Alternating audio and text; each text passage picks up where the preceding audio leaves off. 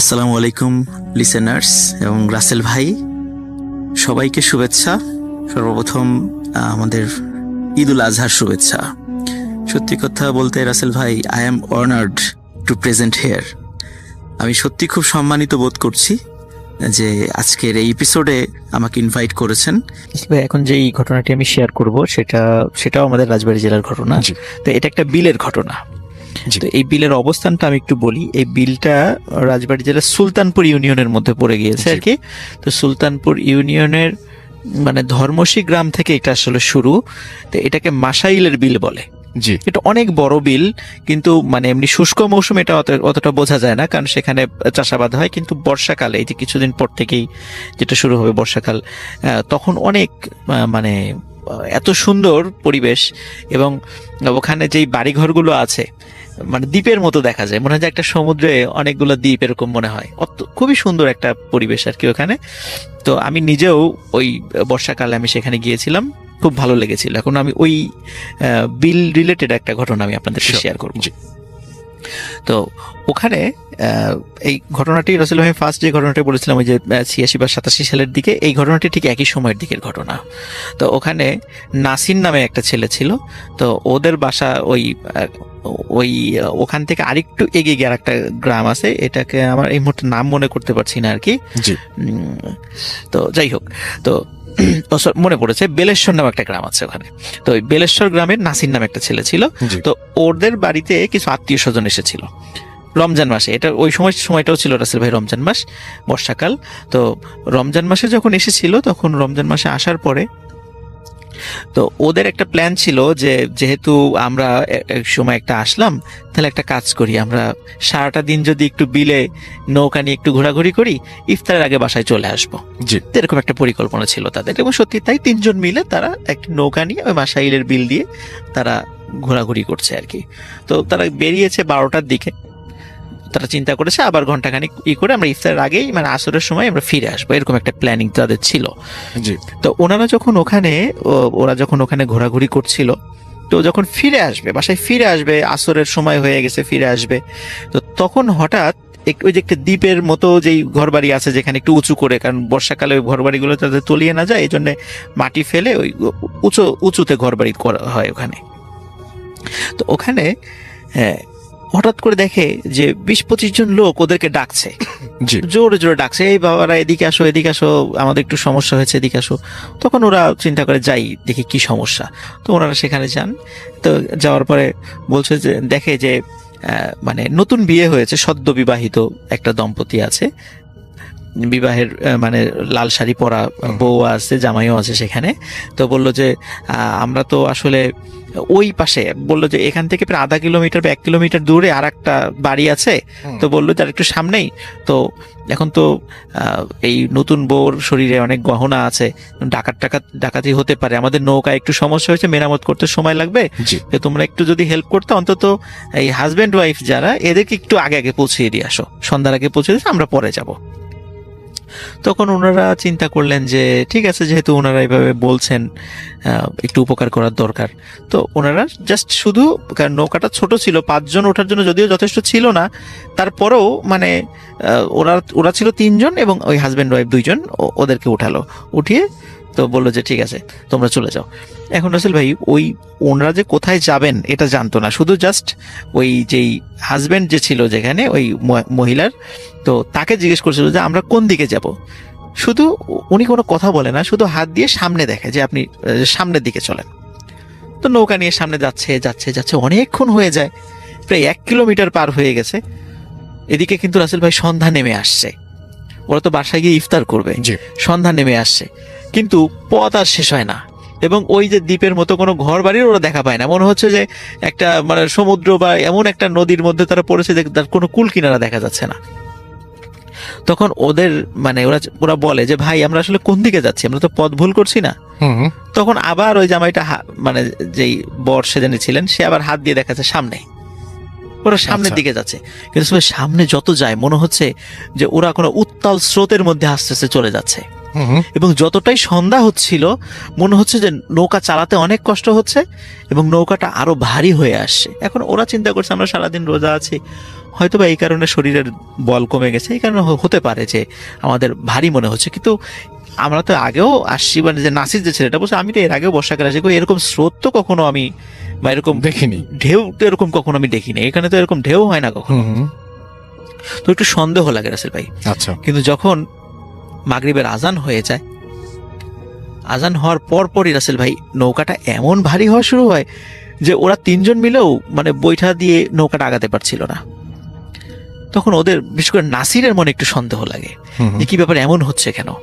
জি, তখন মানে ওরা ওই যখন সন্ধ্যা নেমে আসে, সন্ধ্যার পরে ওই নৌকায় যে দুইজন ছিল এতক্ষণ শুধু মানে ওয়াইফের চেহারা দেখা যায় না, বড় ঘোমটা দিয়েছিল, শুধু যেই বর বেশে যে ছিল তার চেহারা দেখা যাচ্ছিল আগে দিনের বেলা।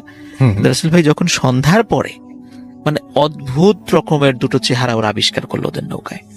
দেখলো নৌকার উপরেই আচ্ছা, যে মানে মানে বধূ বেশে যে মেয়েটি ছিল তার ঘোমটা সে খুলে ফেলেছে এবং মানে অত্যন্ত কালো এবং বিকট চেহারার একটা মহিলা সে, এবং তার মাথার পুরা মাথার 1/3 জুড়ে মোটা মানে দাগে সিঁদুর দেয়া তার মাথায়। আচ্ছা, এবং ওই যে সাথে যে বরবেশের যে লোকটা ছিল তার চেহারাও বিকট আকার ধারণ করেছে।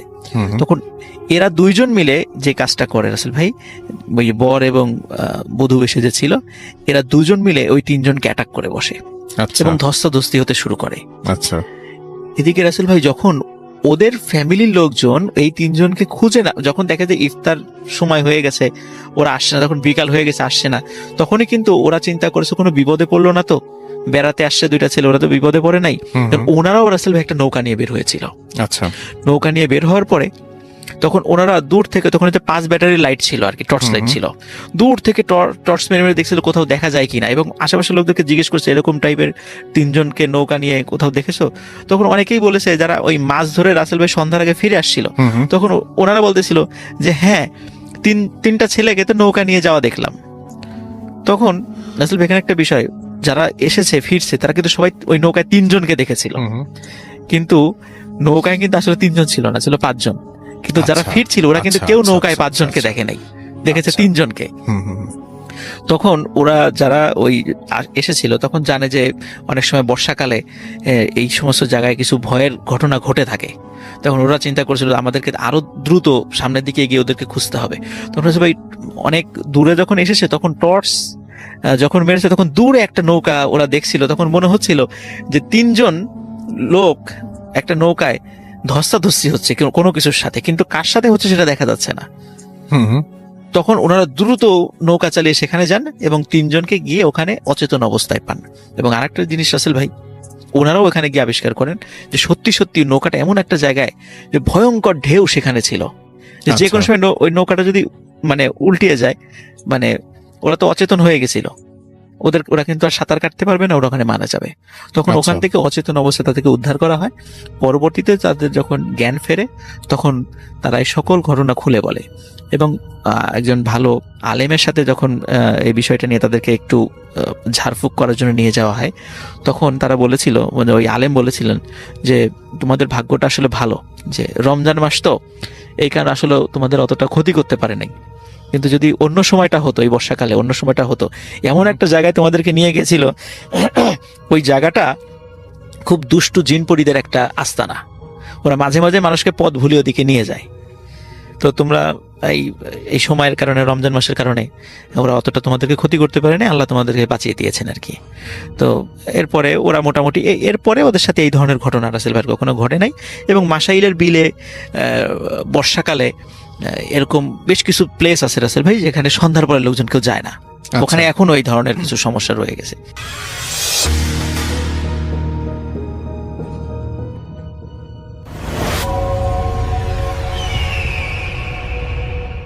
আসসালামু আলাইকুম লিসনার্স, সবাইকে আমন্ত্রণ জানাচ্ছি। আমি ডক্টর আলিফ। আশা করছি আপনারা সবাই ভালো আছেন, সুস্থ আছেন। আমাদের কাছে অনেকদিন পর ওহুদের ঘটনা এসছে। আপনারা মাঝখান দিয়ে এক ভাই তানজিম হাসান, ওনার বাড়ি টাঙ্গাইল, উনি আমাদেরকে সৌদি থেকে ওহুদের ঘটনা পাঠিয়েছিলেন। তো ওনার ভাষায় বলছি, আমি এর আগে 2টা ঘটনা বলেছিলাম ওহুদকে নিয়ে, আশা করি মনে আছে সবার। তারপরে আরো অনেক ঘটনা ঘটেছে, সময়ের জন্য আর লেখা হয়নি। ইনশাআল্লাহ একটা একটা করে সব ঘটনা বলবো সবাইকে। ওহুদ আসে এখনো, কিন্তু বেশি সময় দেয় না আমাকে, কিছুক্ষণ থেকে চলে যায়। আমি কোনো বিপদে পড়লেও সে আর এখন তাড়াতাড়ি আসতে পারে না, কেন জানি না। সেও কিছু বলে না আমায় এই বিষয়ে। ঘটনাটা আমার সাথে শুরু হয়েছে এই বছরের অক্টোবর মাস থেকে। আমি আমার আগের বাসা ছেড়ে দিয়ে নতুন বাসা নিয়েছি, আবারও নতুন বাসা নিতে হয়েছে, আগের বাসা থেকে যা 50 কিলোমিটার দূরে হবে। অক্টোবরের 1 তারিখ সব জিনিসপত্র নিয়ে নতুন জায়গায় চলে যাই।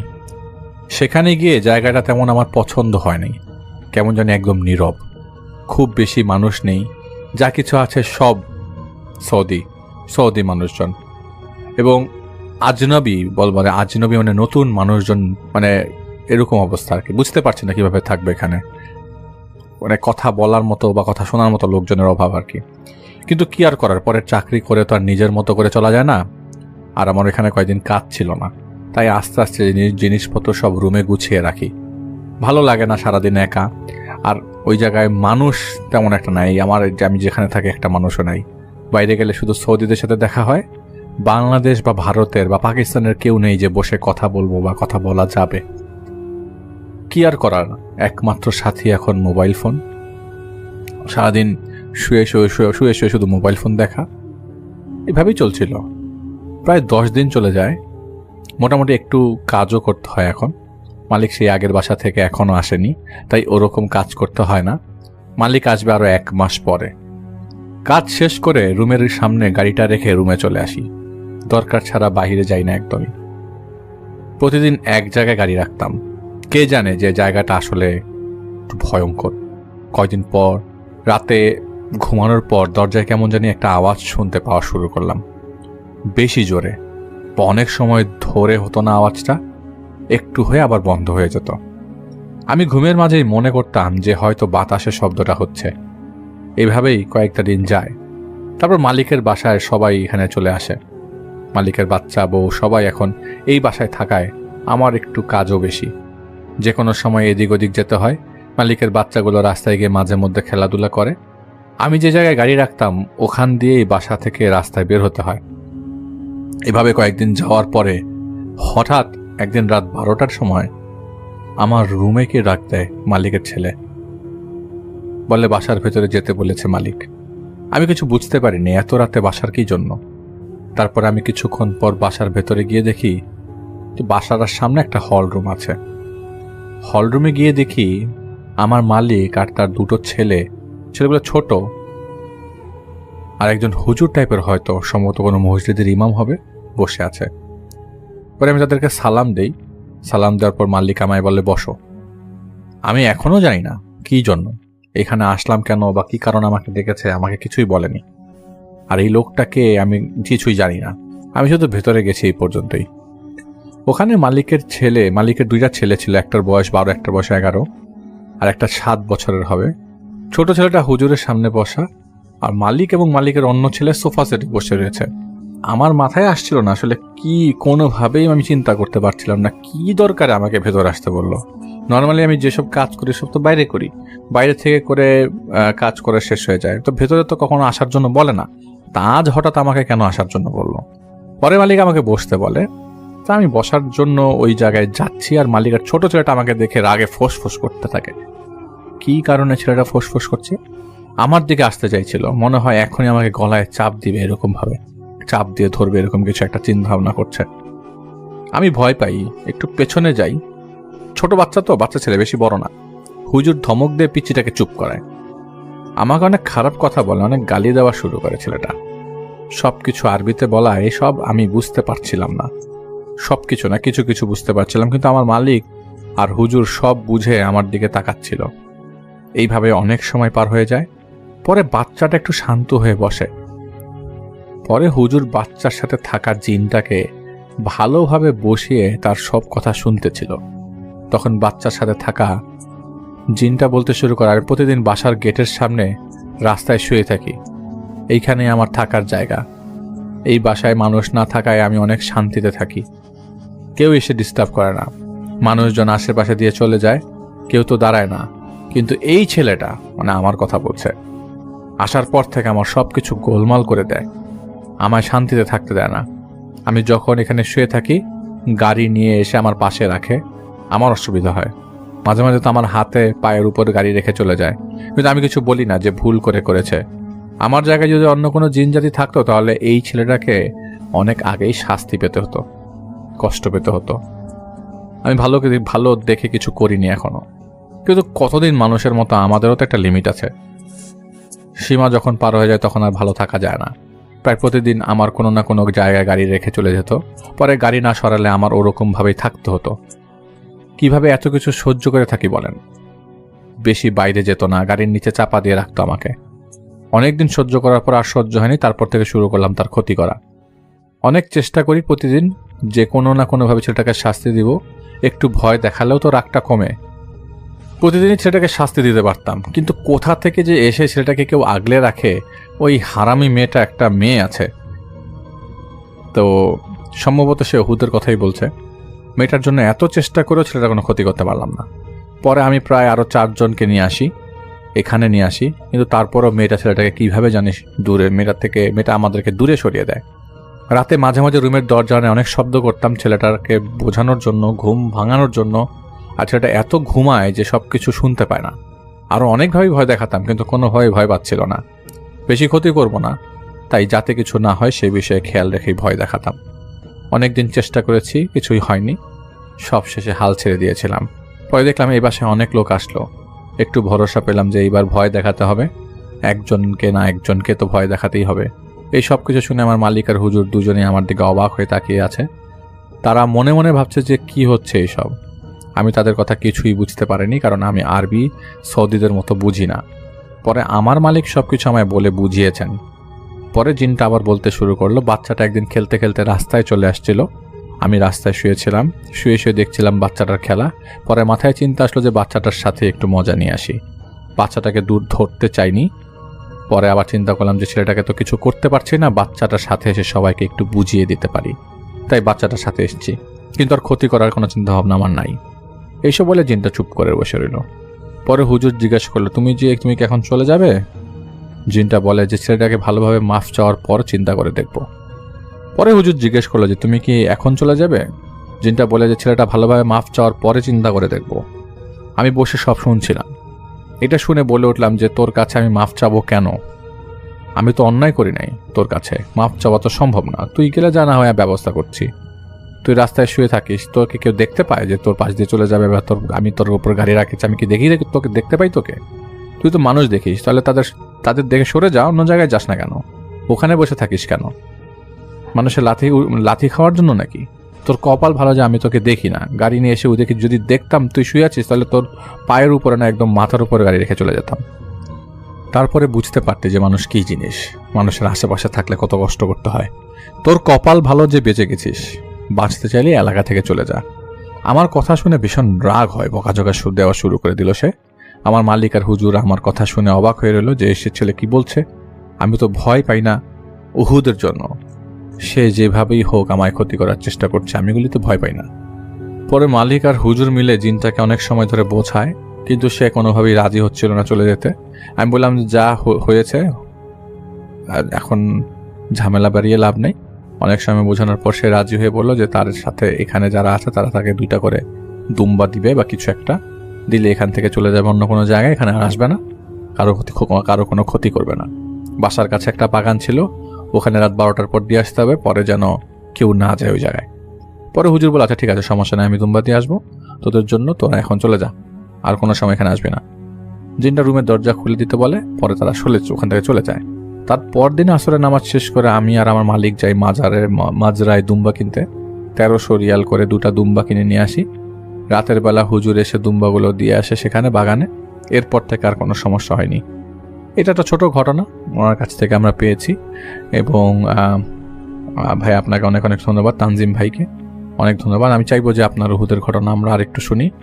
তো আমরা একটা ছোট্ট ঘটনা আপনাদেরকে চাইলেই শোনাতে পারি। আমার কাছে একটা ঘটনা আছে, সাইফুল ভাই নামক এক ভাই আমাদেরকে একটা ঘটনা পাঠিয়েছেন।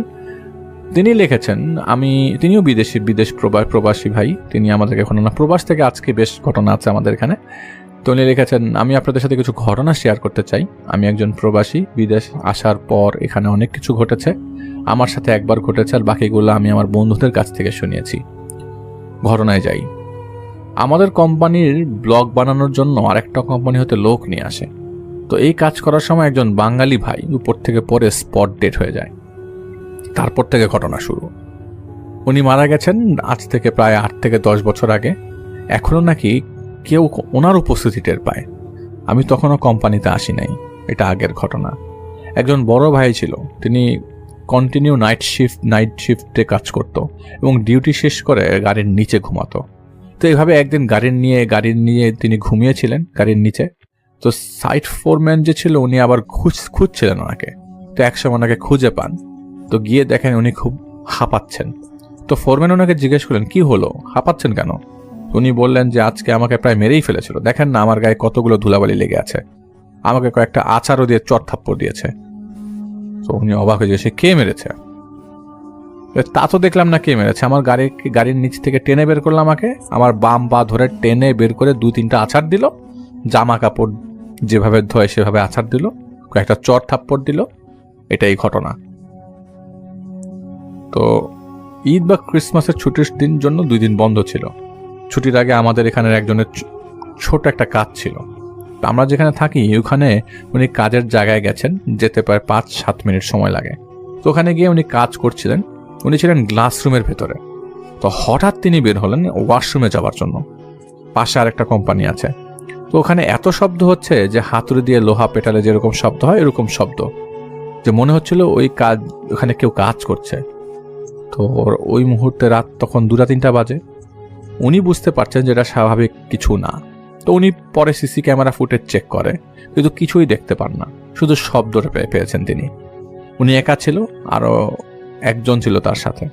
তো এই ছিল আরেকটা ঘটনা, ওই জায়গার ঘটনা যে জায়গার ঘটনা ঘটেছে। আমি যখন প্রথম এখানে আসি, আসার পর একজন আমাকে বলেছিল, আপনি যে ওয়াশরুমে একা যান ওখানে একা যেন না, সমস্যা আছে, কিছু অশরীরী আত্মা ঘুরে বেড়ায়, ওদেরকে দেখা যায় না, অস্তিত্ব বোঝা যায়, ওইগুলো আপনার ক্ষতি করতে পারে। তা আমি এটা মনে করলাম যে নতুন মানুষ আসছি, ভয় দেখাচ্ছে আমাকে, আমি আমার মতো কাজ করি। একদিন হঠাৎ করে আমি আর আমার 2জন কাজের পার্টনার কাজ করছিলাম। একজন আমাকে বলছিল যে দেখো আজকে তো আমরা নাইট করব, ফুল নাইট, তো কেয়ারফুল থেকো, কখনো ওই পাশটায় যাবে না, আজকে কিন্তু আমরা বেশি একটা লোক নাই এখানে। ওই পাশে একটু দেখে, মানে আমাকে ইশারা করে দেখালো ওই পাশে ওই এরিয়াটা, আবার দেখিয়ে বললো যে আমি ওখানে এখানে কাজ করছিলাম, দেখলাম কিছু একটা দাঁড়িয়ে আছে। ওকে দেখে আমি মোটেও মুভ করতে পারছিলাম না। অবয়বটার শেপটা এরকম ছিল যে অনেকটা লম্বা, চুলগুলো বড় বড়, একটা মেয়ের অবয়বের মতো লাগছিল আমার কাছে। আমিও আসলে নতুন মানুষের জায়গায় আমি গুরুত্ব দিইনি, ওরা ফাইজলামি করছে এটা ধরেই আমি মানে মানুষ একজনকে ভয় দেখাতে পারে, আমি নতুন মানুষ, আমাকে দেখে এটা করতেই পারে।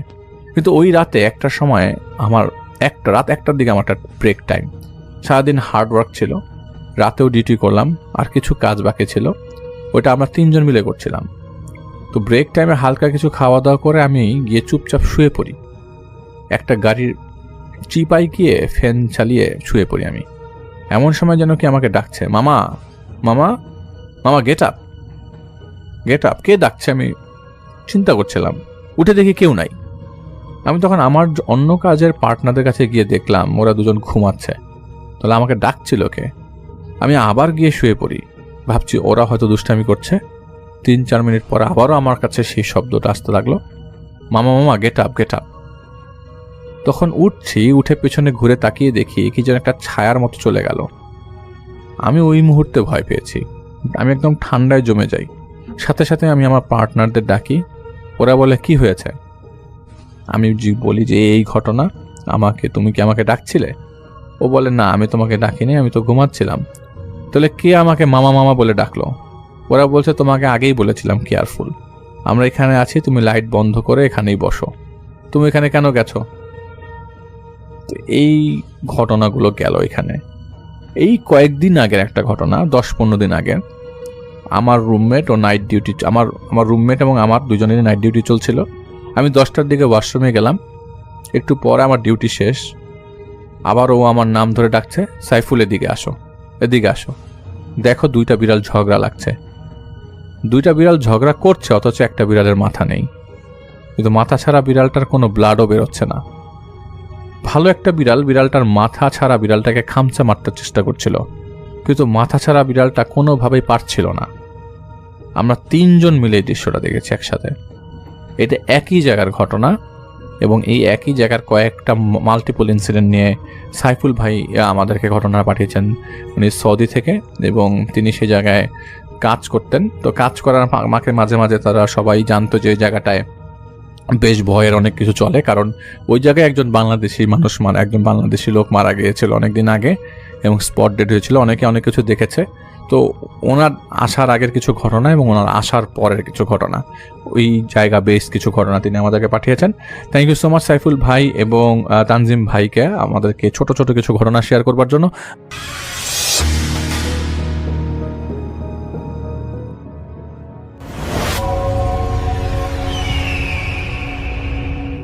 আসসালামু আলাইকুম লিসেনার্স। এখন যে ঘটনাটা আমি শেয়ার করবো এটা আমাদের রাজবাড়ির বহুত স্ট্রিমের সদস্য সজীব এটা কালেক্ট করে দিয়েছে আর কি। তো ধন্যবাদ সজীবকে। এখন যে ঘটনাটির সময়টা 2003 সাল। ভাই, আর এই 3 সালে যিনি মানে তার নামটা হলো শরীফুল। তো উনি মানে যখন লেখাপড়া শেষ করেন, প্রায় টানা 3 বছর ওনার কোনো চাকরি হচ্ছিল না। তো 3 বছর পরে একটা মাইক্রো ক্রেডিট কোম্পানিতে ওনার চাকরি হন এবং ওনার চাকরিটা হলো আপনার পাবনা জেলার ঈশ্বরদী থানাতে ওনার চাকরি হন। বাট ওনার যেই জায়গাটাতে ছিল সেটা হার্ডিঞ্জ ব্রিজ থেকে প্রায় 7 কিলোমিটার উত্তরে একটা জায়গাতে উনি থাকতেন আর কি। ওখানে একটা মেসে থাকতেন আর কি উনি। তো মেস কেন্দ্রিক রাসেল ভাই আসলে প্রথম ঘটনাটা শুরুর মানে সূত্রপাত। তো উনি যখন যে মেসটাতে থাকতেন সেই মেসটা ছিল দোতলা বিশিষ্ট মেস। তো উনি দেখতেন যে দোতলাতে কোনো রুমগুলো ভাড়া দেওয়া হয় না, সব ভাড়া হচ্ছে নিচতলাতে। তো নিচতলাতে রুমগুলো খুব বেশি মানে একটু ঘিঞ্জি, একটু স্যাঁতস্যাঁতে, কিন্তু দোতলার রুমগুলো ভালো, কিন্তু কেন জানি দোতলার রুম কখনোই ভাড়া দেয় না, মানে একটা অদ্ভুত ব্যাপার। তো এইটা নিয়ে ওনার একটা কৌতূহল ছিল, কিন্তু ওইভাবে কখনো মানে প্রশ্ন করলেও কেয়ারটেকার কখনো ওনাকে ওইভাবে উত্তর দেয় নাই। আচ্ছা। তো উনি যে কাজটা করতেন, নর্মালি সকালবেলা অফিসে চলে যেতেন, আবার সন্ধ্যার দিকে ফিরে আসতেন। সন্ধ্যার দিকে ফিরে এসে অফিসের কিছু কাজ আবার ঘরে বসে উনি করতেন আলোতে। তো এখন উনি একদিন সন্ধ্যার পর বাসায় এসে যখনই দরজাটা খুলেছেন, রাসেল ভাই মাঝখানে আমি একটু হয়ে গেছে, সেটা হলো ওই রুমটা ঘিঞ্জি হওয়ার কারণে উনি ওই মানে কেয়ারটেকারকে বলে অনেক রিকোয়েস্ট করে দোতলার একটা বন্ধ রুম, মানে দোতলার রুমগুলো সবই প্রায় খোলা থাকতো, কিন্তু একটা রুম সবসময় বন্ধ থাকতো। উনি বন্ধ রুমটা অনেক রিকোয়েস্ট করে মানে দারোয়ান মানে কেয়ারটেকারের কাছ থেকে রিকোয়েস্ট করে রুমটা নেন আর কি। তো ওখানে 1-2 দিন একটু ভালো ছিলেন আর কি। 3 দিনের মাথায় উনি যখন ওই সন্ধ্যার পরে আসেন, তা আসার পরে দরজা যখনই খুলেছেন হঠাৎ করে একটা প্রচন্ড গরম বাতাস মনে হলো জানালা দিয়ে ধপ করে ঢুকে ওনার শরীরে লেগে আবার দরজা দিয়ে বেরোয় চলে গেল। না বাতাস এমনি আসলে আমরা টের পাই, কিন্তু মনে হলো বাতাসটা ঢুকে মানে সোজা গায়ে লেগে আবার বের হয়ে চলে গেল, ওনার কাছে এমন মনে হলো। তো উনি মনে করলেন হয়তো বা গরমকাল, এরকমটা হতেই পারে। উনি এইভাবে এইটাই চিন্তা করেছেন আর কি।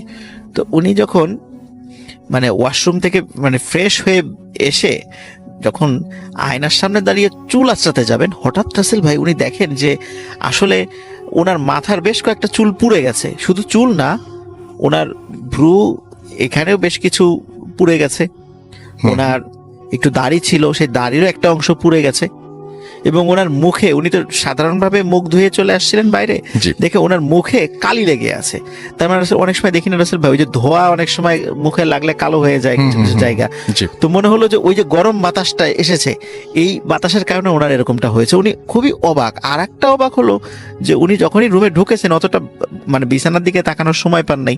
উনি বিছানার দিকে তাকিয়ে ওনার বিছানা একদম তছনছ করা, মানে একদম এলোমেলো করা। উনি চিন্তা করেছেন হয়তো বা উনি যখন বের হয়ে যাবেন তাড়াহুড়া এরকমটা করেছেন কিনা, উনি এরকমটা চিন্তা করেছেন, কিন্তু ওনার মনে পড়ছে না যে এরকমটা করতে পারে। তারপর উনি মনে মনে চিন্তা করেছেন এটা একটা কাকতালীয় ব্যাপার, এটা মনে করেই উনি মানে তখন চিন্তা করেছেন।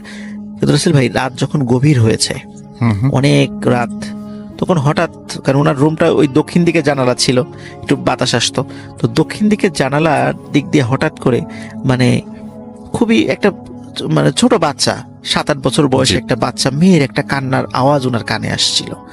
তো মানে হু হু করে কাঁদছিল। তো উনি প্রথম দিকে উঠেছেন, তখন ঘুম চলে আসছিল, ঘুম মানে জড়িত মানে চোখেই উনি উঠে দেখেন যে ওনার বাসার নিচে একটি ফ্রক পরা ছোট্ট একটা মেয়ে সে বসে বসে কাঁদছে। উনি চিন্তা করেছেন হয়তো বা মানে ঘুম থেকে উঠেছি, আমার মানে চোখে আমি এখনো স্বপ্নের মধ্যেই আছি, এটা চিন্তা করে উনি আবার শুয়ে পড়েছেন। তারপরে উনি ঘুমিয়ে গেছেন, ওনার আর তখন আর কিছু মনে নাই। আর এই ঘটনাটা উনি প্রথম দিন কাউকে শেয়ারও করেন নাই। জি। তো পরের দিন রাসেল ভাই একই ঘটনা, তো তখন আর ওই গরম বাতাসটা হচ্ছে না, উনি প্রতিদিন জানালার কাছে কান্নার আওয়াজ শোনেন। এখন উনি চিন্তা করছেন যে এটা কি আমার মনের ভুল নাকি এটা সত্যি সত্যি। তখন উনি এই কেয়ারটেকারকে জিজ্ঞেস করেন, কেয়ারটেকার বলে যে এটা আপনার মনের ভুল, এরকম কিছু এখানে নাই, আচ্ছা। এরকম কিছু এখানে নেই, এটা আপনার সম্পূর্ণই মনের ভুল। তো চতুর্থ দিন রাসেল ভাই উনি একই রকম ভাবে শুয়ে আছেন, গভীর রাত্রে হঠাৎ তখন আর নিচে কান্নার আওয়াজ না, তখন উনি দেখছেন ঘরের মধ্যে একটা মানে দরজার কিনারে কালো একটা ছায়া মূর্তি বসে আছে, মানে তখন ওইখান থেকে কান্নার আওয়াজ আসছে। তখন উনি ঘুম থেকে জেগে জিজ্ঞেস করেন কে কে, জিজ্ঞেস করেন, দেখে ছায়া মূর্তিটা আস্তে আস্তে ওনার দিকে এগিয়ে আসছে। আস্তে আস্তে বেশি কাছে যখন চলে আসে তখন উনি মানে হাতের কাছে যেই সুইচটা ছিল, মানে বেড সুইচ যেটা আমরা বলি, বেড সুইচটা যখনই জ্বালিয়েছেন তখনই দেখেন ওইটা, ওই যে নিচে যে ফ্রক পরা একটা মেয়েকে উনি দেখতেন, ওইটা সেই মেয়ে। ওটা দেখার পরে উনি সেন্সলেস হয়ে পড়ে যান। সেন্সলেস হয়ে পড়ে যাওয়ার পর উনি ওনাকে তারপর কিছু মনে নাই। সকালবেলা যখন অফিসে সবাই যে যার মতো চলে গেছে, যেহেতু উপরতলায় উনি থাকেন, নিচতলায় অন্যরা থাকেন, চলে গেছে, তো অফিস থেকে খবর মানে যখন তাকে খুঁজতে এসেছে কি ব্যাপার আসলো না কেন, তার মেসে এসেছে। মেসে আসার পরে ওই বিকালের দিকে তার ওই দরজা ভেঙে বের করা হয়েছে তাকে সেন্সলেস অবস্থায়। তখন সবাইকে যখন ঘটনাটা মানে উনি বললেন, এখন সবাই দেখে কেউই অবাক হলো না, বরং সবাই সবার দিকে ফিসফিসানি করছে, মানে কেউ কোনো অবাক না, মানে এই ঘটনাটা মনে হয় হওয়ারই ছিল। তো উনি অবাক হলেন, অবাক হয়ে জিজ্ঞেস করেন কি ব্যাপার, আপনারা এই বিষয় নিয়ে তো কোনো কথাই বলছেন না। বলে যে এই দোতলার রুমটা অনেকদিন ধরেই বন্ধ, আপনি কেন এখানে উঠতে গেলেন, এখানে একটা সমস্যা রয়েছে। তো সমস্যাটা কি সেটা যখন উনি জানলেন, তো বিষয়টা ছিল এমন যে 2001 সালের দিকে কতিপয় দুষ্কৃতকারী 6-7 বছর বয়সী একটা ছোট্ট মেয়েকে মানে কিডন্যাপ করে নিয়ে আসে এবং তার পরিবারের কাছ থেকে মুক্তিপণ দাবি করে। কিন্তু পরিবার মুক্তিপণ দেওয়ার পরও ওরা ওই মেয়েটিকে নৃশংসভাবে হত্যা করে। যদিও পরবর্তীতে পুলিশের অভিযানে তারা সবাই ধরা পড়েছিল, কিন্তু ওই রুমে এরপর থেকে যেই থাকুক না কেন এই একই রকমের সমস্যা ফেস করে, যার কারণে ওই রুমটা স্থায়ীভাবে তালাবদ্ধ থাকে, কাউকে দেওয়া হয় না। কিন্তু উনি অনেক জোরাজুরি করেছে, যার কারণে কেয়ারটেকার তাকে দিয়েছিল আর কি, এবং উনি একটু সাহসী মানুষ ছিলেন, কেয়ারটেকার ওইভাবে চিন্তা করে তাকে দিয়েছে ওইটা। তো যার ফলে উনি এই ধরনের একটু সমস্যার ফেস করেন। কিন্তু রাসেল ভাই সমস্যা মানে এখানেই শেষ না, সমস্যা আরও রয়েছে। সেটা হচ্ছে যে পরবর্তীতে উনি ওইখান থেকে ওই চাকরিটা ছেড়ে দিয়ে উনি যশোরে চলে আসেন। যশোরে একটি প্রতিষ্ঠানে, একটা স্বনামধন্য প্রতিষ্ঠানটার নাম আমি বলবো না, স্বনামধন্য একটা প্রতিষ্ঠানে, সেখানে যেহেতু ওনার মাইক্রো ক্রেডিট মানে ক্ষুদ্র ঋণদান কর্মসূচিতে অভিজ্ঞতা ছিল, ওখানে একটা এনজিওতে উনি মানে কাজ নেন। এরপর উনি যখন বিবাহ করেন, ওনার একটা সন্তানও বাঁচত না, এবং অদ্ভুত ব্যাপার ওনার প্রত্যেকটা সন্তানেরই মানে ভূমিষ্ঠ হওয়ার পর মাথার কোনো না কোনো অংশ মানে নাই, মানে সেটা হয়তো বা মানে নষ্ট হয়ে গেছে বা খুলে পড়ে গেছে, মানে মাথার কোনো একটা অংশ নাই, এবং সবাই মৃত অবস্থায় জন্ম নেয়। আচ্ছা। এরকম 5 থেকে 6টা বেবি ওনার এরকম হয়েছে যে মাথার কোনো একটা অংশ নাই। 7 নাম্বার বেবি যেটা, তখনও তাকে আল্ট্রাসাউন্ড করার সময় ডাক্তার বলে দেন যে এই বাচ্চার তো মাথাই নাই। এই যে অদ্ভুত ব্যাপারগুলো রাসেল ভাই ওনার সাথে ঘটতে থাকে, তখন উনি বিভিন্ন লোকের মানে পরামর্শ নেন এই সমস্যাটার কারণ সম্পর্কে। তখন তো ওনাকে যেটা বলা হয় যে উনি যখন ওই রুমটাতে ছিলেন তখন থেকেই ওনার সাথে বেশ কিছু দুষ্টু মানে জিন তার সাথে লেগে আছে, এবং যার কারণে ওখানে এরপর থেকে ওনার যে বেবিগুলো হচ্ছে বা ওদের একটা প্রভাবের কারণে এটা হচ্ছে। আর আরেকটা বিষয় রাসেল ভাই, উনি জানতে পেরেছিলেন যে ওই ছোট্ট মেয়েটাকে যে নৃশংসভাবে হত্যা করা হয়েছিল, ওর মাথায় খুবই মারাত্মকভাবে জখম করে ওর মাথার একটা অংশ মানে খুব বীভৎসভাবে থেতলে দেওয়া হয়েছিল এবং পুরো চেহারাটাকে খুবই বিকৃত করে দেওয়া হয়েছিল। তো এই এই একটা বিষয়ের সাথে উনি একটু মেলানোর চেষ্টা করেন যে আমার যে সন্তানগুলো হচ্ছে তাদের তো মাথার এরকম একটা সমস্যা থাকে যে এক পাশটা নাই, তো এটার সাথে উনি মিলান। তো হুজুরদেরকে বলেন যে এই সমস্যা, তবে অনেক তদবিরের পরে এই বিষয়টা ঠিক হয়ে গেছিল। এখন রাসেল ভাই উনি যশোরেই কর্মরত আছেন, এখন ওনার বাচ্চা কাচ্চাও আছে রাসেল ভাই। থ্যাংক ইউ রাসেল ভাই, এটা ছিল আমার ফার্স্ট স্টোরি।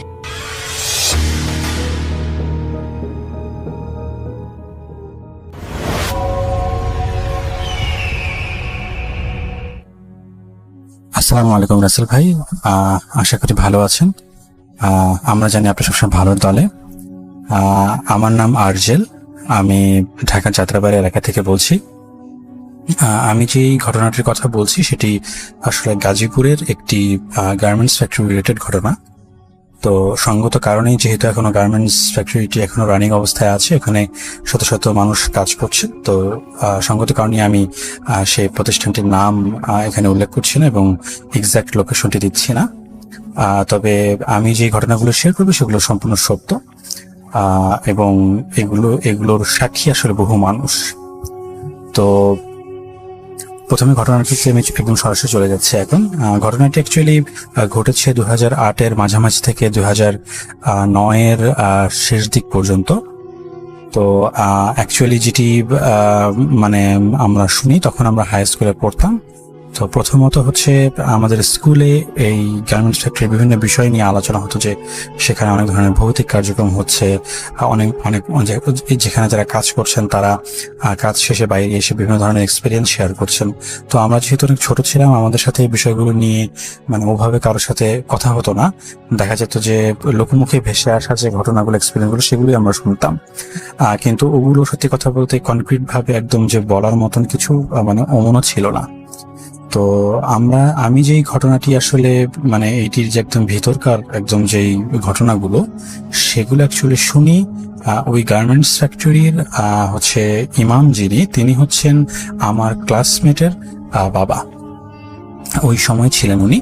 তো উনি ওখানে প্রতিদিন 3 থেকে 4 ওয়াক্ত নামাজ উনি পড়াতেন। তো মাঝে মাঝে দেখা যেত যে ফ্যাক্টরিতে ওনাকে 5 ওয়াক্ত নামাজই ওনাকে ইমামতি করতে হতো। তো ওনার সাথে অ্যাকচুয়ালি যে ঘটনাগুলো ঘটেছে এবং মানে ওনার মুখ থেকে যেগুলো শুনেছি এবং পরবর্তীতে এই জিনিসটি কিভাবে এগিয়েছে সেটি আসলে ওনার মুখ থেকে শোনা। তো প্রথমত হচ্ছে 2008-এর শেষ দিকে আমরা শুনি যে এই গার্মেন্টস ফ্যাক্টরিতে হঠাৎ করে বিভিন্ন ধরনের কর্মী নিখোঁজ হয়ে যেতেন, কিংবা অনেককে পাওয়া যেত যাদের হচ্ছে শারীরিক অবস্থা খারাপ। এরকম মানে শারীরিক অবস্থা খারাপ বলতে আমি বোঝাচ্ছি যে অনেক মানুষ মাথা ঘুরে পড়ে যাচ্ছে কাজের সময়, অনেক মানুষ হচ্ছে মানে হুট করেই রক্ত বমি করা শুরু করতো, অনেককে হসপিটালাইজ করা হতো, হসপিটালাইজ করার পর অনেকে মারা পর্যন্ত যেত। তো এই ধরনের বিষয়গুলো নিয়ে মানে আসলে কেন ঘটছে এগুলো, হাসপাতালের মানে কোনো ধরনের প্রথমে ধারণা করা হয়েছিল যে কোনো ক্ষতিকারক রাসায়নিক পদার্থের জন্য হয়তো এগুলো হচ্ছে, কিন্তু অ্যাকচুয়ালি পরবর্তীতে যে দেখা যায় যে পরবর্তীতে যে ঘটনাগুলো হয় কয়েক মাস পর থেকে শুরু হয়, সেগুলো হচ্ছে যে তাদের হুট করেই তাদের গায়ে আঁচড়ের দাগ পাওয়া যেত, বিভিন্ন কর্মীদের গায়ে দেখা গেল তারা অজ্ঞান হয়ে যাচ্ছে এবং পরবর্তী তাদের গায়ে আঁচড়, এরকম কিছু। তো এইভাবে ঘটনাগুলি বিভিন্নভাবে চলতে থাকে। তো এইগুলোর আসলে কোনো ধরনের সমাধান পাওয়া যাচ্ছিল না। তো প্রথমে যে জিনিসটা নিয়ে আসলে সত্যি কথা বলতে সবচেয়ে বেশি আলোচনা সৃষ্টি হয় সেটা হচ্ছে যে এখানে প্রতিদিনই দেখা গেল 1-2 করে যে কর্মী তারা নিখোঁজ হয়ে যেত, অর্থাৎ আজকে কাজে আসছে, তাদের সবকিছু ঠিকঠাক, তো হুট করে দেখা যেত যে তারা নেই। তো এই নিখোঁজ হয়ে যাওয়াটা মানে একটা পর্যায়ে, এবং যে তখনকার সময়ের সাথে কথা বলতে সিসিটিভি ক্যামেরা বা ওরকম অতটা মানে কমন ছিল না। তো মানে এটাকে চেক করার উপায় ছিল না যে তারা আসলে ফ্যাক্টরি থেকে কিভাবে বেরিয়েছে, কেউ কোনো ক্ষতি করেছে কিনা, এরকম বিষয়গুলো। আর একটা গার্মেন্টস ফ্যাক্টরিতে আসলে বিশাল একটি জায়গা জুড়ে অনেকগুলো কক্ষ, রুম, বিভিন্ন ধরনের মানে একদম মানে বিশাল একটি এরিয়া। তো এত বড় এরিয়া আসলে সম্পূর্ণটাও কোনো ধরনের সার্ভেইলেন্সের আন্ডারে আনাটা আসলে কষ্টসাধ্য ব্যাপার। তো তো যাই হোক, তো ওই নিখোঁজ হওয়ার পর থেকে যে জিনিসটা শুরু হয়, প্রতিদিনই ভাবে করে কয়েকজন করে মানে কাজে তারা যাচ্ছে আজকে, কিন্তু পরে তারা আর কাজ থেকে বাড়িতে ফিরে যাচ্ছে না। তো তাদের যে ফ্যামিলি মেম্বার আছে তারা পরের দিন সকালে হয়তো গার্মেন্টসের মানে গেটের সামনে এসে দাঁড়িয়ে থাকতেন, তারা মানে দেখতে চাইতেন যে তাদের স্বজন আসলে ভিতরে আছে কিনা, তাদের যে ফ্যামিলি মেম্বার যারা এখানে ওয়ার্কার, কিন্তু ওরকম কোনো রেসপন্স মিলতো না।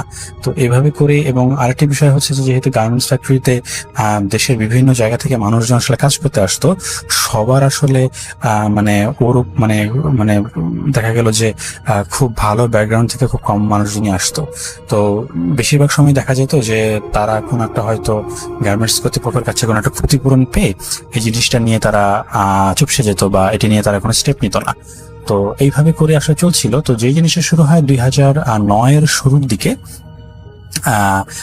ব্যাপক আকারে ঝামেলা হওয়া শুরু করে। ঝামেলা বলতে যেটা আমি বোঝাচ্ছি সেটা হচ্ছে, এবার বিভিন্ন ওয়ার্কারদের মৃত অবস্থায় পাওয়া যাচ্ছিল, তাদের হাত পা কাটা, কারো মাথা কাটে, এরকম। তো এই বিষয়গুলোকে মানে কিভাবে যেন অনেক সময় এড়িয়ে যাওয়া হতো আর কি, গার্মেন্টস বিষয়গুলোকে এড়িয়ে যেত। এগুলোকে আইন শৃঙ্খলা রক্ষাকারী বাহিনীর আন্ডারে এনে কিছু করা বা এইসবের স্টেপ আমরা তখন শুনিনি যে গার্মেন্টস কর্তৃপক্ষ নিয়েছে, কিংবা নিলেও আমরা আসলে সত্যি কথা বলতে ওরকম সংবাদ পাইনি। তো আমাদের যিনি আঙ্কেল নাম হচ্ছে মফিদ আঙ্কেল। তো সেই আঙ্কেলের কাছ থেকে পরবর্তীতে আসলে ঘটনার একদম বিবরণগুলো আমরা এভাবে শুনতাম। তো উনি যে জিনিসটা প্রথমে ফেস করেন আমি সেটি শেয়ার করছি। উনি প্রথমে যেটা ফেস করেন সেটি হচ্ছে যে একদিন উনি রাতের বেলা উনি ফজরের নামাজ পড়াবেন, ওদিন উনি ফ্যাক্টরিতে থেকে গিয়েছেন। তো ওনাকে আসলে থাকার জন্য একটি জায়গা করে দেওয়া হয়েছিল, সেটি হচ্ছে যে উনি একটি স্টোর রুমে থাকতেন, একটি ছোট স্টোর রুম, সেখানে একটি ছোট চৌকির মতো ব্যবস্থা করা ছিল, ওখানে তিনি বিশ্রাম নিতেন, ওখানে উনি থাকতেন যদি রাত্রে ওনাকে গার্মেন্টসে থাকতে হতো তাহলে। তো এই অবস্থাতে উনি দেখছিলেন যে ওনাদের যে করিডোর, দরজার সামনে করিডোর, সেই করিডোরের সামনে দিয়ে একটি ছায়া আসছে আর যাচ্ছে খুব দ্রুত, অর্থাৎ মানে একবার ডান থেকে বামে, একবার বাম থেকে ডানে, এইভাবে আসা যাওয়া করছে। তো ওই আঙ্কেল হচ্ছে তার যে রুমের যে দরজাটি সেটি কিছুটা খোলা রেখেছিলেন, তো ওইখান থেকে উনি অবয়বটা মানে অস্তিত্ব টের পাচ্ছিলেন যে আসতে যাচ্ছে। তো উনি যেটা এরপরে যেটা করেন সেটা হচ্ছে যে নর্মালি ওটি একটি স্টোর রুমের জায়গা, তো ওইখানে আসলে সাধারণত অত রাত্রে মানে কোনো ওয়ার্কারদের কাজেও আসার সম্ভাবনাটা খুব কম ছিল। তো উনি সন্দেহবশত উনি যেটা করেন, উনি উঠে দাঁড়ান বিছানা থেকে এবং উনি দরজাটাকে আর একটু বড় আকারে খুলে দেন। তো খুলে দেওয়ার পরে উনি যেটা দেখেন সেটা হচ্ছে একটি অস্বাভাবিক রকমের কালো রঙের একটি মানুষ, প্রায় তার উচ্চতা 6 থেকে 6.5 ফিট হবে, এবং তার হাত পা হচ্ছে প্রচন্ড কালো এবং হাতের নখগুলো বিশাল বড় বড়। তো উনি প্রথমে যেটা দেখেন যে ওটা হচ্ছে ওনাকে ক্রস করে সামনের দিকে এগিয়ে যাচ্ছিল করিডোর দিয়ে। উনি তখন দরজা থেকে একটু ভিতরে দাঁড়িয়ে আছেন। তো ওই অবস্থায় উনি দেখলেন যে প্রথমে উনি দেখেন যে ওই জিনিসটার পিঠ দেখেন যে এটা হেঁটে যাচ্ছে। ওটি পরনে ছিল একটি, আমরা গ্রামের যারা কৃষক আছেন তারা অনেকে লুঙ্গি বা ধুতিকে আগে যে কাছা দিয়ে পরা জিনিসটাকে যেটা বলে, ওইভাবে একটা সাদা রঙের মানে লুঙ্গি বা ধুতির মতো কিছু একটা কাছা দিয়ে পরা, হ্যাঁ। তো ওই এবং পরাটা আর বাকি শরীর আর কোনো কাপড় চোপড় নেই, তো ওইভাবে যাচ্ছে। তো উনি যখন দেখেন ওই জিনিসটা যখন আবার ব্যাক করছে, অর্থাৎ ডান পাশ থেকে যখন বাম পাশে যখন সে করিডোর থেকে আসছে, উনি তখন যেটা দেখলেন এই জিনিসটার কোনো মাথা নেই, এবং এটার মাথা হচ্ছে ওটার বাম হাতের উপরে সেটা নিয়ে ওটা হাঁটছে। এবং উনি যখন এই মাথাটার দিকে তাকালেন তিনি দেখলেন ওটা চোখ দিয়ে তাকিয়ে দিয়েছে, মুখ দিয়ে একটি মানে হাসির মতন একটি রিয়াকশন ওটি দিয়ে রেখেছে। এবং ওনাকে দেখা মাত্রই ওই জিনিসটি এতক্ষণ যে হাঁটাচলা করছিল বন্ধ করে সোজাসুজি ওই মুফিদ আঙ্কেলের দিকে তাকিয়েছিলেন। এটি দেখে আমরা যিনি আঙ্কেল ছিলেন তিনি মানে অনেকটা ভারসাম্য হারিয়ে যাওয়ার মতন অবস্থা হয়। কিন্তু উনি আসলে অনেক মানে সাহসী ব্যক্তি ছিলেন, এবং উনি যেহেতু একজন ইমাম ছিলেন তো উনি দোয়া দুরুদ বা ওনার যেসব পড়ার উনি থাকেন, তো একটা পর্যায়ে পড়তে পড়তে যে জিনিসটা দেখা যায় যে ওই জিনিসটা মানে উল্টো দিকে ঘুরে হচ্ছে চলে যাচ্ছে। উনি দেখলেন উল্টো দিকে ঘুরে চলে যাচ্ছে, এবং উনি সেই জিনিসটা করেন, ওই দরজা থেকে বেরোয় দেখেন এই জিনিসটা আসলে এই করিডোর থেকে গিয়ে একটা দিকে চলে গেল। তো উনি যখন একটু পিছু পিছু যাওয়ার পরে দেখেন এই করিডোর যে পরে যে ফাঁকা জায়গায় গিয়ে দেখেন কোনো কিছু অস্তিত্ব নেই, কোনো কিছু ট্রেস নেই। তো উনি যখন এই জিনিসটা ফেস করেন তখন হচ্ছে অ্যাকচুয়ালি উনি আসলে ওনার যিনি সুপিরিয়র ছিলেন এখনকার জেনারেল ম্যানেজার তাকে জানান। তো জেনারেল ম্যানেজার বলেন এগুলো আপনি ভুল দেখেছেন বা এগুলো নিয়ে আপনার চিন্তা ভাবনা করতে হবে না, এরকম কিছু একটা। তো বিপত্তি যেটা হয় যে এরপরে গার্মেন্টস এর অনেকেই এরকম দেখতে থাকে। তো এদেরকে ক্ষতি করা না হলেও তারা অনেকে ভয়ে দেখা গেল মানসিকভাবে অনেকে বিপর্যস্ত হয়ে পড়েন, অনেকে বিভিন্ন ধরনের কিছু এক্সপিরিয়েন্স করেন। তো এই আর ওদিক দিয়ে তো নিখোঁজ হওয়া কিংবা বলা চলতেছে। তো একটা পর্যায়ে গিয়ে যেটা হয় যে মানে এইখানে আসলে কাজ করার জন্য লোকের সংখ্যা মানে কমে আসে, কিন্তু কারণ এই জিনিসগুলো সব গোপন করার মতো না। একটা পর্যায়ে গিয়ে যখন জানতে পারেন এভাবে একজন একজন করে চলে যাচ্ছে প্রতিদিন অথবা একদিন পর পর, তখন অনেক মানুষ এখানে মানে কাজ করতে চাইতো না। তো একটি পর্যায়ে সত্যি কথা বলতে মালিক পক্ষ থেকে একজন যিনি এমডি তিনি আসেন এই আঙ্কেলের সাথে কথা বলতে। তো কথা বলে উনি এই আঙ্কেলকে জানান যে অ্যাকচুয়ালি প্রায় বছর খানেক ধরে প্রতিদিন রাতে উনি একটা স্বপ্ন দেখেন। এই স্বপ্নটি হচ্ছে যে একটি কালো ধুতি পরা লোক, মাথাহীন লোক, ওনার এমডি ডেসক্রিপশন মতে আমাদের আঙ্কেল দেখেছেন হুবহু সেম অমর টেলর স্বপ্নে আসছে, এসে বলতেছে যে এইখানে মানে তুই টিকতে পারবি না, তোর এই প্রতিষ্ঠান টিকবে না, তুই যদি এখানে টিকাতে চাস তাহলে তোর মেয়েকে এখানে বলে দিতে হবে। উল্লেখ্য এমডির মাত্র একটি সন্তান ছিল, একটি মেয়ে সন্তান। তো হুজুরকে বলেন উনি এইটি প্রায় বছর খানেক ধরে দেখছেন, এবং যেদিন থেকে উনি আসলে দেখছেন সেদিন থেকেই উনি গার্মেন্টস এর বিভিন্ন ধরনের এক্সপিরিয়েন্স সম্পর্কে উনি রিপোর্ট পাওয়া শুরু করেছিলেন। কিন্তু উনি এই বিষয়টাকে উনি মানসিকভাবে শুধুমাত্র যে আর্থিক লোকসান হতো তাই না, উনি মানসিকভাবে এখন অনেক ভেঙে পড়েছেন। তো এই ঘটনাগুলো উনি ধামাচাপা দিয়ে আর কদিন চলবেন। তো উনি অ্যাকচুয়ালি আঙ্কেলের কাছে এসে বলেন যে এই বিষয়ে কি ব্যবস্থা করা যায়। তো আঙ্কেল যেটি বলেন যে আসলে আমি এই বিষয়টি নিয়ে আমার পক্ষে আমার যে জ্ঞান, আমার যে ক্ষমতা সেই অনুযায়ী আসলে আমার পক্ষে করানো সম্ভব না। তবে উনি আসলে আমার আঙ্কেল চট্টগ্রামের একটি বিখ্যাত মাদ্রাসা থেকে লেখাপড়া করেছিলেন। তো উনি বললেন যে উনার বড় ভাই আছেন যিনি এখন এই মাদ্রাসার শিক্ষক, তাকে তিনি আনতে পারেন, তিনি এসে আর কি ফাইন্ড আউট করতে পারে প্রবলেমটা কি। তো যে কথা সেই কাজ। তো ওরকম ভাবে খুব ইমিডিয়েট বেসিসে হচ্ছে ওই হুজুরকে, চট্টগ্রামের সেই মাদ্রাসার হুজুরকে আনা হয়। তো চট্টগ্রাম মাঝে হুজুর উনি আসেন, উনি আসার পরে পুরো ফ্যাক্টরিটা ঘুরেন, উনি দেখেন সবকিছু, ঘটনা সবকিছু শোনার পরে উনি যেটা বলেন যে আমাকে আসলে এখানে কি হচ্ছে সেটা জানার জন্য আসনে বসতে হবে। তো যেই সব জিনিসপত্র নর্মাল আসনে বসার জন্য লাগে, যেমন মোমবাতি, আগরবাতি বা বিভিন্ন ধরনের জিনিস, এগুলো নিয়ে উনি গার্মেন্টস একটি ফাঁকা জায়গাতে উনি বসেন। তো বসার পরে উনি ওনার যেই জিনগুলো তাদেরকে উনি মানে ডাকেন। তো ডাকার পরে মানে ওনার সাথে জিনিসগুলো দেখেন। তো এই জিনরা যেটা বলে সেটি হচ্ছে যে আপনি যত তাড়াতাড়ি সম্ভব এখান থেকে চলে যান। এই জায়গাটিতে এত বড় শয়তানের মাধ্যমে এই জায়গাগুলোতে এমন কিছু কাজ করা হয়েছে, কুফরি কালামে করা হয়েছে, কিংবা এখানে কোনো কালো জাতে এমন কিছু একটা হবে করা হয়েছে যে এইখানে মানে এই সমস্যাটা মানে সলভ যারা করতে যাবে তাদেরকে নিঃশেষ করে দেওয়া হবে এমন কিছু একটা। তো আমাদের মানে ওই জিনরা বলছে যে তাদের শক্তিতে এটা কুলাবে না কাজ করা। কিন্তু ওরা যেটা জানে যে কেন করা হয়েছে এটা জানার পরে তারা বলে যে অ্যাকচুয়ালি তারই অর্থাৎ গার্মেন্টসের যে এমডি তারই এক অত্যন্ত ঘনিষ্ঠ ব্যক্তি, মানে ঘনিষ্ঠ বলতে সে আর কি একজন পরিবারের একজন সদস্য আর কি মানে চেয়েছিল যে এই প্রতিষ্ঠানটি নির্মাণের জন্য মানে যে রেসপন্সিবিলিটি এটা তাকে দেওয়া হোক, বাট সেটা নাকি এমডি দেয়নি। তো না দেওয়ার কারণেই সে শত্রুতাবশত ঘুষ খাইয়ে যখন এই কনস্ট্রাকশনের কাজ চলছিল তখন এর ভিতরে পার্মানেন্টলি একটা কিছু ড্যামেজ করেছে, এবং এটা এমন ভাবে করেছে যে মানে সাধারণ যে জিন তাদের পক্ষে এটি মানে সলভ করা সম্ভব না। তো ওনারা যেটি বলেন এটি ওই জিনরা বলেন যে আমাদের পক্ষে তো সম্ভব না, আপনি এখান থেকে দ্রুত চলে যান। তো এই কথা বলে উনি আসন শেষ করেন। আসন শেষ করার পরে উনি সত্যি কথা বলতে উনি এমডি এবং আমাদের যে মুফতি আঙ্কেল ওনাকে যেটি বলেন যে এটি আসলে আমার পক্ষে সম্ভব না, কারণ আমার তো আসলে কোনো ক্ষমতা নেই। আল্লাহর কালাম সূরা কালাম দিয়ে আমি যেটি করতে পারি আমি জায়গাটা হয়তো বন্ধ করে দিয়ে যাবো, কিন্তু সত্যি বলতে যে কিছু কিছু সময় আসলে অনেক বড় ধরনের শক্তির প্রয়োজন হয়। মানে যারা হচ্ছে আল্লাহ এবং কোরআন শরীফের যে আয়াতগুলো আছে, অর্থাৎ এই বিষয়গুলো যে আছে, এই যে শক্তি স্রষ্টার পক্ষ থেকে শক্তি, শক্তিটার সর্বোচ্চ ব্যবহার করতে পারে এমন কাউকে লাগবে, এবং সেটির জন্য আসলে উনি যোগ্য না, ওনার এবং ওনার পরিবারের ক্ষতি হতে পারে, যেমনটা জিন তাদেরকে বলেছে। তো একটা পর্যায়ে গিয়ে যেটি হয় যে ওই যে চট্টগ্রামে যিনি হুজুর আছেন, তো উনি অ্যাকচুয়ালি লেখাপড়া করেছেন হচ্ছে ভারতের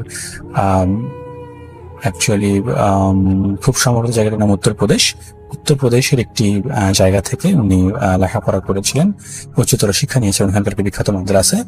তো উনি যেটি জানান যে ওইখানে যিনি ওস্তাদ, যিনি বড়, যিনি আলেম, ওনার সাথে উনি যোগাযোগ করবেন, দেখা যাবে উনি কি বলেন।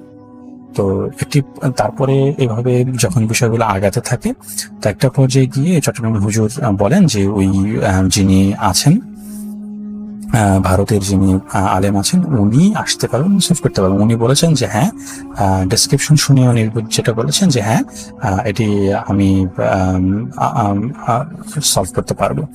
তো কিন্তু উনি আসলে যেটি বলেন যে এটির জন্য আসলে মানে এটি খুব ব্যয়বহুল একটি মানে প্রক্রিয়া হতে যাবে। তো যেহেতু গার্মেন্টস এর যিনি মালিক অর্থাৎ এমডি যিনি আছেন, ওনার আসলে টাকা কোনো ফ্যাক্টর ছিল না।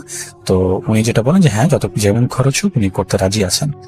তো যাই হোক, এবং যেহেতু একটি বিশাল বড় জায়গা জুড়ে এই কাজটি করা হয়েছে, তো অ্যাকর্ডিং টু অ্যাকচুয়ালি ওই চট্টগ্রাম হুজুর উনি যেটা বললেন, সেই গার্মেন্টসের যে টোটাল এরিয়াটা, এই এরিয়াটার আসলে এরিয়াটাকে মানে এটি করার জন্য মানে এই এরিয়াটাকে ভাগ করে বিভিন্নভাবে অনেক লম্বা টাইম নিয়ে এই কালোজাদুটি করা হয়েছে। এবং এটি জানা গিয়েছে যে এটি করার জন্য যেই ধরনের তান্ত্রিকের দরকার হয়, এই ধরনের তান্ত্রিক আসলে বাংলাদেশে পাওয়া যায় না। হ্যাঁ, তো যে এটি করেছে সে প্রচুর টাকা ইনভেস্ট করে এটি করেছে, এবং এটি একজন দুজন তান্ত্রিকের কাজ নয়। এবং শুনি বলেন যে এটি আসলে কয়েক ধরনের উঁচু মানের তান্ত্রিক, যাদের কাজ আসলে মানে ভাষা প্রকাশ করার মতো না, তারা আসলে এই ধরনের খারাপ কাজই করে থাকে। হ্যাঁ, তো এই ধরনের কয়েক ধরনের তান্ত্রিকের তন্ত্রমন্ত্র এবং তাদের যেই কাজ, পিশাচ দিয়ে যে কাজ, সেগুলো আসলে কেন করা হয়েছে। যাই হোক, একটা পর্যায়ে গিয়ে ওই ভারতের যিনি আলেম আছেন, তো উনি আসলে সাজেশন দেন যে প্রতিষ্ঠানটি বন্ধ করে রাখার জন্য, কারণ এখন যেহেতু জিনিসটা ফাইন্ড আউট করা হয়ে গেছে, তো সত্যি কথা বলতে ওই পিশাচদের আরো কোনো ভয়ঙ্কর রূপ হতে দেখা যেতে পারে এর জন্য। তো ওই ভারতের আলেম বলেন ফ্যাক্টরিটিকে বন্ধ করে দেওয়ার জন্য, এবং উনি দ্রুত বাংলাদেশে আসা ট্রাই করবেন। তো একটা পর্যায়ে গিয়ে হ্যাঁ, উনি 2 সপ্তাহ টাইম নিয়ে বাংলাদেশে চলে আসেন, এবং উনি শুধু একা আসেননি, উনি প্রায় 10 জন ওনার অ্যাকচুয়ালি ওখানকার সাবঅর্ডিনেট তাদেরকে উনি নিয়ে আসেন সাথে করে। এবং চট্টগ্রামের যে মাদ্রাসা যে হুজুর আছেন, ওনাকে বলেন আরো 30 জন হাফেজে কোরআন, তাদের কানা জন। তো এইভাবে করে অলমোস্ট প্রায় 40-50 জন একটা বিশাল টিম, উনি আলেম বলেন যে 3 দিন ধরে এক নাগারে সেখানে যেই পয়েন্টগুলোতে ওই কানাজাদা করা, সেই পয়েন্টগুলোতে একজন একজন করে বসিয়ে 24 ঘন্টা কোরআন শরীফ পড়া হবে, টোটাল 72 ঘন্টা, অর্থাৎ 1 সেকেন্ডের জন্য হচ্ছে এখানে কোরআন তেলাওয়াত থামানো যাবে না। এবং ওই যে বড় হুজুর যিনি আছেন, যে ভারতের যিনি বড় আলেম আছেন, উনি এই সবগুলো পয়েন্ট একদম মধ্যবর্তী এখানে বসে উনি ওনার যে প্রসেস সেটি উনি করে যাবেন। তো ওনারা যেটি বললেন যে উনি যেটি বলেন যে এইখানকার পিশাচটি এত শক্তিশালী যে একে আসলে তাড়ানো সম্ভব না। একে যেটা করতে হবে, একে মানে নিঃশ্বাস করতে হবে। একে যদি নিঃশ্বাস করা না যায়, তাহলে এটি মানে আর যাই করি ঘুরে ফিরে এটা চলে আসবে, এটা এত শক্তিশালী। তো যাই হোক, যে কথা সেই কাজ। তো এইভাবে করে ওই প্রসেসগুলো ফলো করতে থাকেন। তো স্বাভাবিকভাবেই এখানে সাহায্য সহযোগিতার জন্য আমাদের ওই যে মুফিদ আঙ্কেল যিনি ইমাম, উনি ছিলেন, চট্টগ্রাম হুজুর ছিলেন, এরকম অনেকে ছিল, গার্মেন্টস কর্তৃপক্ষের যারা এমডি তারাও ছিলেন ওখানে, এমডি ডিরেক্টর সবাই ছিলেন। তো ওই প্রসেসে মানে দেখা গিয়েছে যে 30টা পয়েন্টে বিভিন্ন জনকে বসিয়ে দেওয়া হয় এবং হাফিজে কোরআন তেলাওয়াত শুরু করেন। তো ওনারা মানে ওই মফিদ আঙ্কেলের ভাষ্য মতে যারা কোরআন তেলাওয়াত করছিলেন এদের অনেকেই হচ্ছে অজ্ঞান হয়ে যাচ্ছিল। তো ওই অজ্ঞান হয়ে যাচ্ছিল এবং তাদের জায়গায় যেন কাউকে মানে বসানো, যেমন ওরকম ব্যাকআপ প্রত্যেকের পাশে রেডি ছিল। এবং যারা অজ্ঞান হয়ে যাচ্ছিল তারা যখন জ্ঞান ফিরতো, তাদেরকে জ্ঞান ফিরে আনা হতো, তারা যেটা বলতো যে সামনে ওনারা দেখছিলেন যে এই পিশাচগুলো তাদের সামনে এসে ওই পিশাচগুলা একে একে তাদের চোখ উপড়ে ফেলছে, তাদের কান ছিঁড়ে ফেলছে, তাদের একটা একটা করে হাতের আঙ্গুল এগুলো ছিঁড়ে ফেলছে, পা ছিঁড়ে ফেলছে, পেট থেকে তারা নাড়ি ভুড়ি বের করে এনে দেখাচ্ছে। তো এই জিনিসগুলো যখন হচ্ছিল অনেকেই হচ্ছে এগুলো করে সহ্য করতে না পেরে ওনারা অজ্ঞান হয়ে যাচ্ছে। তো এইভাবে করে করে 72 ঘন্টা নানান প্রতিকূলতার পরে হচ্ছে যেই বড় হুজুর যিনি আছেন, অর্থাৎ বড় আলেম যিনি, ওই আলেম যেটা দেখেন উনি যেখানে বসে কাজগুলো করছিলেন, যে ওনাকে একদম ঘিরে প্রায় একাধিক পিশাচ উনাকে ঘিরে আছেন। তারা ওই আলেমকে গালিগালাজ করছেন, তারা ওই আলেমকে হচ্ছে মৃত্যুর হুমকি দিচ্ছেন, তারা পরিবারের মৃত্যুর হুমকি দিচ্ছেন। এবং ওই আলেম কোথা থেকে এসছেন, ওনার বাবা মার নাম কি, সবকিছু পিছাসে বলে এবং আরো অনেক ভয়ঙ্কর কার্যকলাপ, যেগুলো হয়তো ওই বড় হুজুর যিনি আছেন তিনি সব কথা আসলে বলেননি। তো এই জিনিসগুলো, তবে এইখানের মানে অদ্ভুত বিষয়টি হচ্ছে যে এইখানে যারা আসলে জিনিসগুলো ফেস করে সবাই হচ্ছে প্রসেসে যুক্ত ছিল। প্রসেসের বাইরে যেমন আমাদের মফিদ আঙ্কেল ভাই, তারা কিন্তু আসলে কিছু দেখেনি। তারা যেটা করে যে একদম যখন 72 ঘন্টা যখন একদম শেষ হয়ে যাবে, সে শেষ হওয়ার 5 থেকে 10 মিনিট এইটুকু টাইমে ওনারা অনেক বাজে কান্নার আওয়াজ শুনেছেন, অর্থাৎ আর্তনাদ করছে। অর্থাৎ একটা হচ্ছে প্রাণীকে মানে জবাই করার সময় তারা যে এইরকম একটা আর্তনাদ করে, ওরকম আর্তনাদের আওয়াজ তারা আসলে মানে শুনেছেন। এবং ওনারা যেটা বলেন যে এই 5 থেকে 10 মিনিট এই আর্তনাদের খাওয়া এতটাই মানে ভয়ঙ্কর ছিল যে মফিদ আঙ্কেল বা ওনারা যারা ছিলেন ওরা হচ্ছে কান বন্ধ করে রাখতে পারছিল।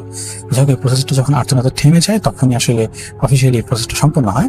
তো ওই যে বড় হুজুর উনি বলেন যে তোমরা হচ্ছে এই গার্মেন্টসের হচ্ছে এই যতগুলো ভবন আছে, যতগুলো রুম আছে, সেগুলো তন্ন তন্ন করে খুঁজতে হবে।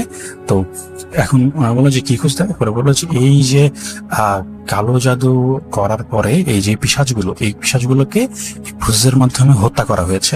মানে বলেন এই পিশাচগুলোর তাদের যে শরীর, অর্থাৎ তাদের যে তারা কোনো ফিজিক্যাল কোনো ধরনের প্রুফ তারা যে মারা গেছে এগুলো হচ্ছে এই ভবনের বিভিন্ন জায়গায় পাওয়া যাবে, কিন্তু তিনি শিওর বলতে পারলেন না যে তিনি ঠিক কোথায় জায়গা পাওয়া যাবে। তো তবে উনি আইডিয়া দিলেন যে যেসব জায়গাতে অনেক দুর্গন্ধ, যেমন হচ্ছে টয়লেট কিংবা এমন কোনো জায়গা যেখানে মানুষ সচরাচর আসলে মানে ওই জায়গাটা মানুষ যায় না, মানুষের শ্বাস প্রশ্বাস যে জায়গাটাতে যায় না, হ্যাঁ, মানুষ যেখানে দাঁড়ায় না, মানুষ যেখানে অবস্থান করে না, এমন কোন জায়গা যেগুলো আছে অর্থাৎ দুর্গন্ধযুক্ত জায়গা এবং অন্য একদম বদ্ধ জায়গা, এরকম জায়গাগুলোতে তারা হচ্ছে কিছু না কিছু জিনিস পাবে।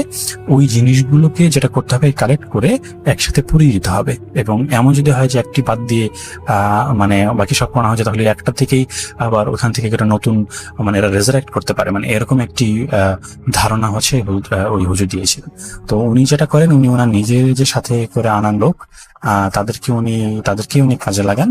তো ওখান থেকে একটা পর্যায়ে প্রায় হচ্ছে 50 থেকে 60 জনের একটি দল তন্ন করে খুঁজে তারা যেগুলো পায় সেগুলো আসলে সত্যি কথা বলতে মানে তারা আসলে বিভিন্ন প্রাণীর বডি খুঁজে পায়, বডির বিভিন্ন পার্ট। যেমন কেউ হয়তো পেয়েছে যে একটি বিক্ষিপ্ত মাথাবিহীন কোনো বিড়াল পেয়েছে, কেউ কোনো কুকুর পেয়েছে। এবং এগুলো এমন না যে কোনো একটা মানে একদম আস্ত বডি পেয়েছে, এরকম কিছু না, মানে তাদের শরীরের বিভিন্ন অংশ পেয়েছে।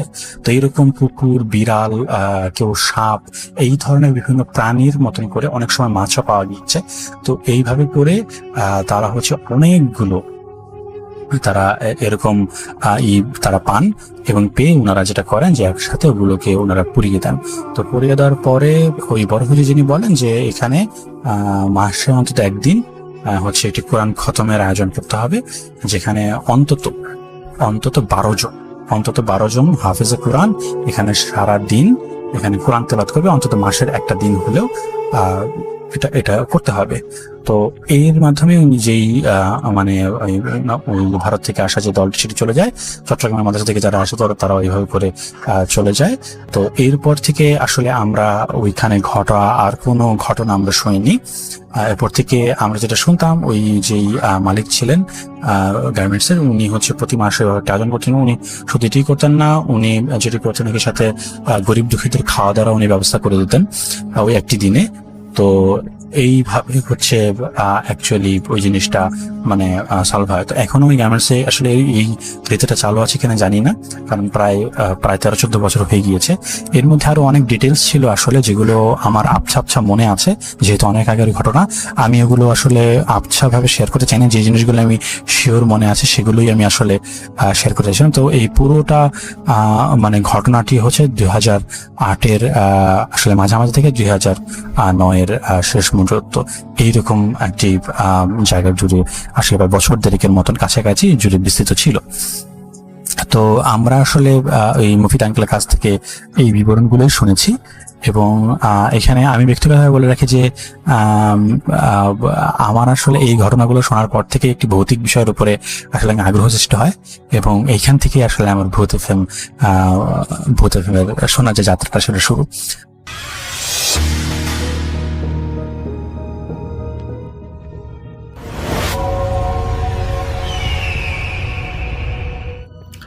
হ্যালো লিসেনার্স, হ্যালো রাসেল ভাই, আসসালামু আলাইকুম। আশা করি সবাই ভালো আছেন, ভালোর দলে আছেন।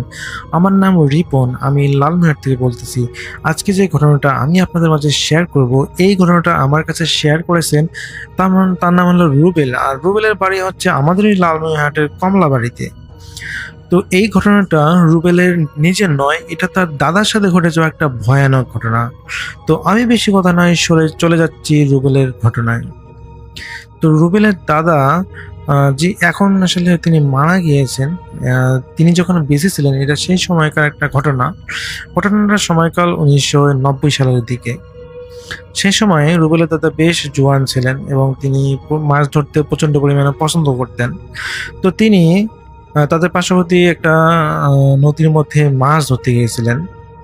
আমি আসলে নদীর নামটা বলতে পারতেছি না সঙ্গত কারণে, কারণ রুবেল এটা আমাকে বলতে নিষেধ করেছেন। তো তিনি ওই দাদা নদীতে মাছ ধরতে যান এবং তিনি রেগুলার মাছ ধরেন। আসলে কখনো তিনি ভৌতিক সমস্যার সম্মুখীন হননি। তিনি প্রচণ্ড সাহসী ছিলেন, রুবেল যেটা বলেছেন, তার দাদা অনেক সাহসী ছিলেন। তো তিনি মাছ ধরতে গিয়েছিলেন। তো এখানে একটা ঘটনার প্রেক্ষাপটে একটা কথা না বললেই নয়, সেটা হচ্ছে যে রুবেলদের ওই দাদাবাড়ি থেকে নদীর পার যেতে প্রায় 1 মাইল যেতে হয়, প্রায় দেখা যায় 1.5 কিলোমিটারের কাছাকাছি। তো এই 1.5 কিলোমিটারের মধ্যে প্রথমে তাদেরকে একটা ছোট নলা পার হতে হয়, যেটা একটা বাঁশের সাঁকো দিয়ে তৈরি। এই বাঁশের সাঁকো পার হয়ে একটা ছোট একটা শ্মশান আছে, আর শ্মশানটা পার হয়েই তারপরে সেই নদীতে মাছ ধরতে হয় বা মাছ ধরতে যায় মানুষেরা। তো রাস্তা একটাই ছিল, দেখা যায় যে এই রাস্তা দিয়ে প্রায় 20-30 হাজার মানুষ যাতায়াত করে এই একটা রাস্তা দিয়ে। এই বাঁশের সাঁকোটা দিয়েই ওই একটা পুরো গ্রামের মানুষ যাতায়াত করে। তো যেহেতু তিনি আসলে কমলাবাড়ি তার বাসা, তো দেখা যায় তার বাসা থেকে সেই নদীতে যাইতে হলে তাকে ওই বাঁশের সাঁকো এবং সেই শ্মশান পার হয়েই যেতে হয়।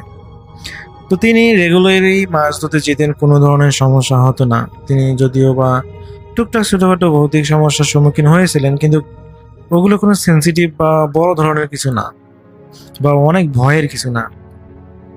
কিন্তু এখন যে ঘটনাটা বলবো, এই ঘটনাটা তার রুবেলের দাদার সাথে ঘটে যাওয়ার পর তার যেন জীবনটা পুরো উলটপালট হয়ে যায়। সেই সময় রুবেলের দাদার বয়স ছিল আনুমানিক 40 বছর। 40 বছর বয়সে তিনি খুবই জোয়ান ছিলেন। দেখা যায় যে তিনি অনেক ফিট ছিলেন, সুস্বাস্থ্য ছিলেন, এবং দেখা যায় তিনি ভয় ভীতি বা ভৌতিক এগুলো আসলে তেমন পাত্তা দিতেন না। যদিও এলাকায় অনেক মানুষেরা অনেকভাবে এখানকার ঘটনাগুলো বলে, কিন্তু তিনি এগুলো বিশ্বাস করেন না। তিনি সব বলতেন যে এগুলো সব বানোয়াট, এগুলো মানুষের মন গড়া কথা। তো রাসেল ভাই, তার জীবনে ঘটে যাওয়ার পর তিনি আসলে অন্যরকম হয়ে যান। তো আমি সরাসরি চলে যাচ্ছি সেই রুবেলের ঘটনায়, যেটা তার দাদার সাথে ঘটেছিল। তো উনি একদিন মাছ ধরতে গিয়েছিলেন তাদের পার্শ্ববর্তী সেই নদীতে, এবং তিনি বেশ খুশি হয়ে যান, কারণ তিনি সেদিন একটা বোয়াল মাছ পেয়েছিলেন। তো নর্মালি সেখানে আসলে বোয়াল মাছ পাওয়া যায় না, অনেকেই পায় কিন্তু ছোট ছোট, কিন্তু তিনি একটা বড় বোয়াল মাছ পেয়েছিলেন। তো মাছ মারা শেষে যেহেতু তিনি বড় একটা মাছ পেয়েছেন, তো তিনি চিন্তা করেন যে আর মাছ মেরে লাভ কি, এই একটা দিয়েই তো আমার 2 দিন চলে যাবে। তো এই চিন্তা ভাবনা করে তিনি বাসা থেকে রওনা হন। এবং রাসেল ভাই, যখন তিনি ওই নদীর পাড় থেকে পার হয়ে শ্মশানে আসেন, তিনি কান্নার শব্দ শুনতে পান। তিনি বুঝতে পান না যে কান্না করতেছে কে। তো তিনি যেহেতু সাহসী মানুষ ছিলেন, তিনি চিন্তা করলেন যে হয়তো কেউ বিপদে পড়েছে বা কোনো সমস্যা হয়েছে যেখানে কান্না করতেছে। তো তিনি কান্নার উৎস খুঁজতে থাকেন। তো কান্নার উৎস খুঁজতে দিয়ে তিনি দেখেন যে ওই ছোট শ্মশানের মধ্যে যেখানে মানুষ পোড়া হয়, সেই ইয়াটার উপর বসে আছে একটা মানুষ। সেই ছেলেটার বয়স হবে আনুমানিক 15 বছরের একটা ছেলে হবে, সেখানে বসে কান্না করতেছে।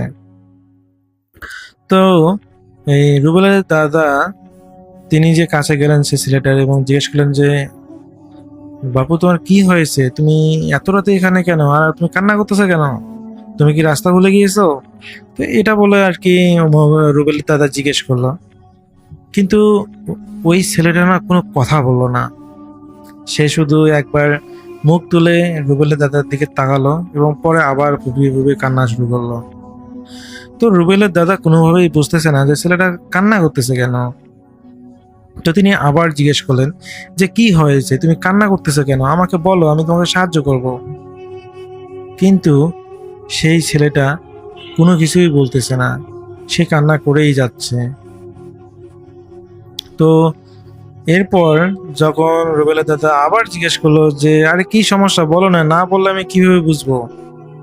তো যখন এক প্রকার ধমক দিয়ে বলেছে ছেলেটাকে, যেহেতু সে শুনতেছে না, তো রাসেল ভাই ওই ছেলেটা এবার ধীরে ধীরে রুবেলের দাদার দিকে তাকালো এবং সে তার হাতে থাকা যে বোয়াল মাছটা, বড় বোয়াল মাছটা, সেটার দিকে তাকিয়ে বলল যে এই মাছটা আমাকে দিয়ে যাও। তো এটা শুনে রুবেলের দাদা তো বেশ বিরক্ত হয়ে গেলেন, যে বলে কি এই ছেলে, আমি এত কষ্ট করে মাছটা ধরে নিয়ে যাচ্ছি আর একে আমি মাংনায় দিয়ে যাবো এটা। তিনি এটা চিন্তা করলেন এবং তাই স্পষ্ট করে বললেন, আরে কি বলো, এটা আমি মাছ ধরে নিয়ে এসেছি, তোমাকে দেবো কেন, আর তুমি কি মাছের জন্যই কান্না করতেছো নাকি?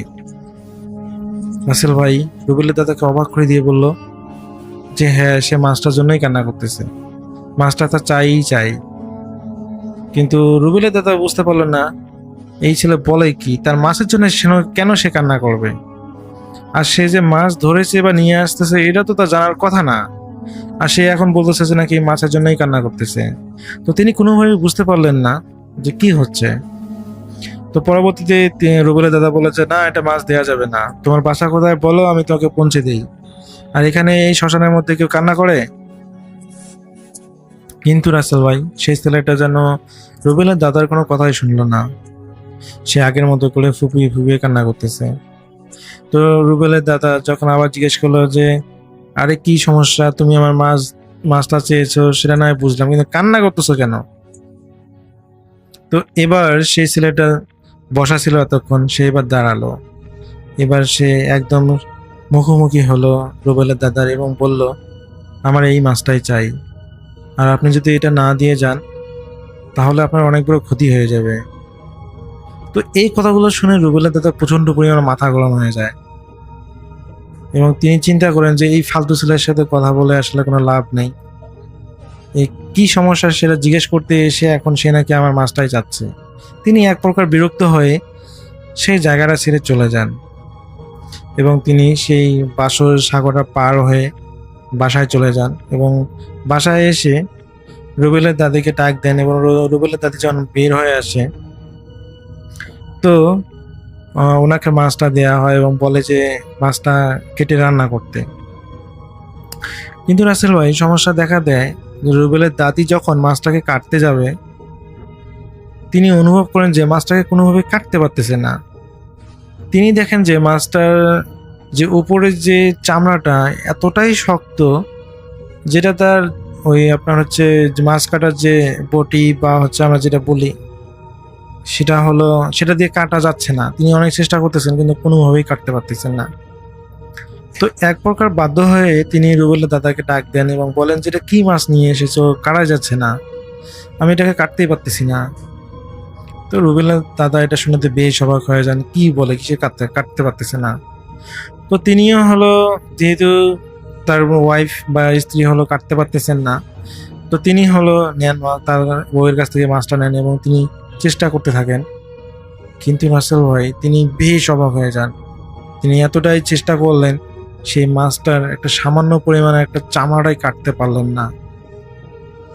তারা দুজনেই এত চেষ্টা করলো কিন্তু কোনোভাবেই মাছটা কাটতে পারলেন না।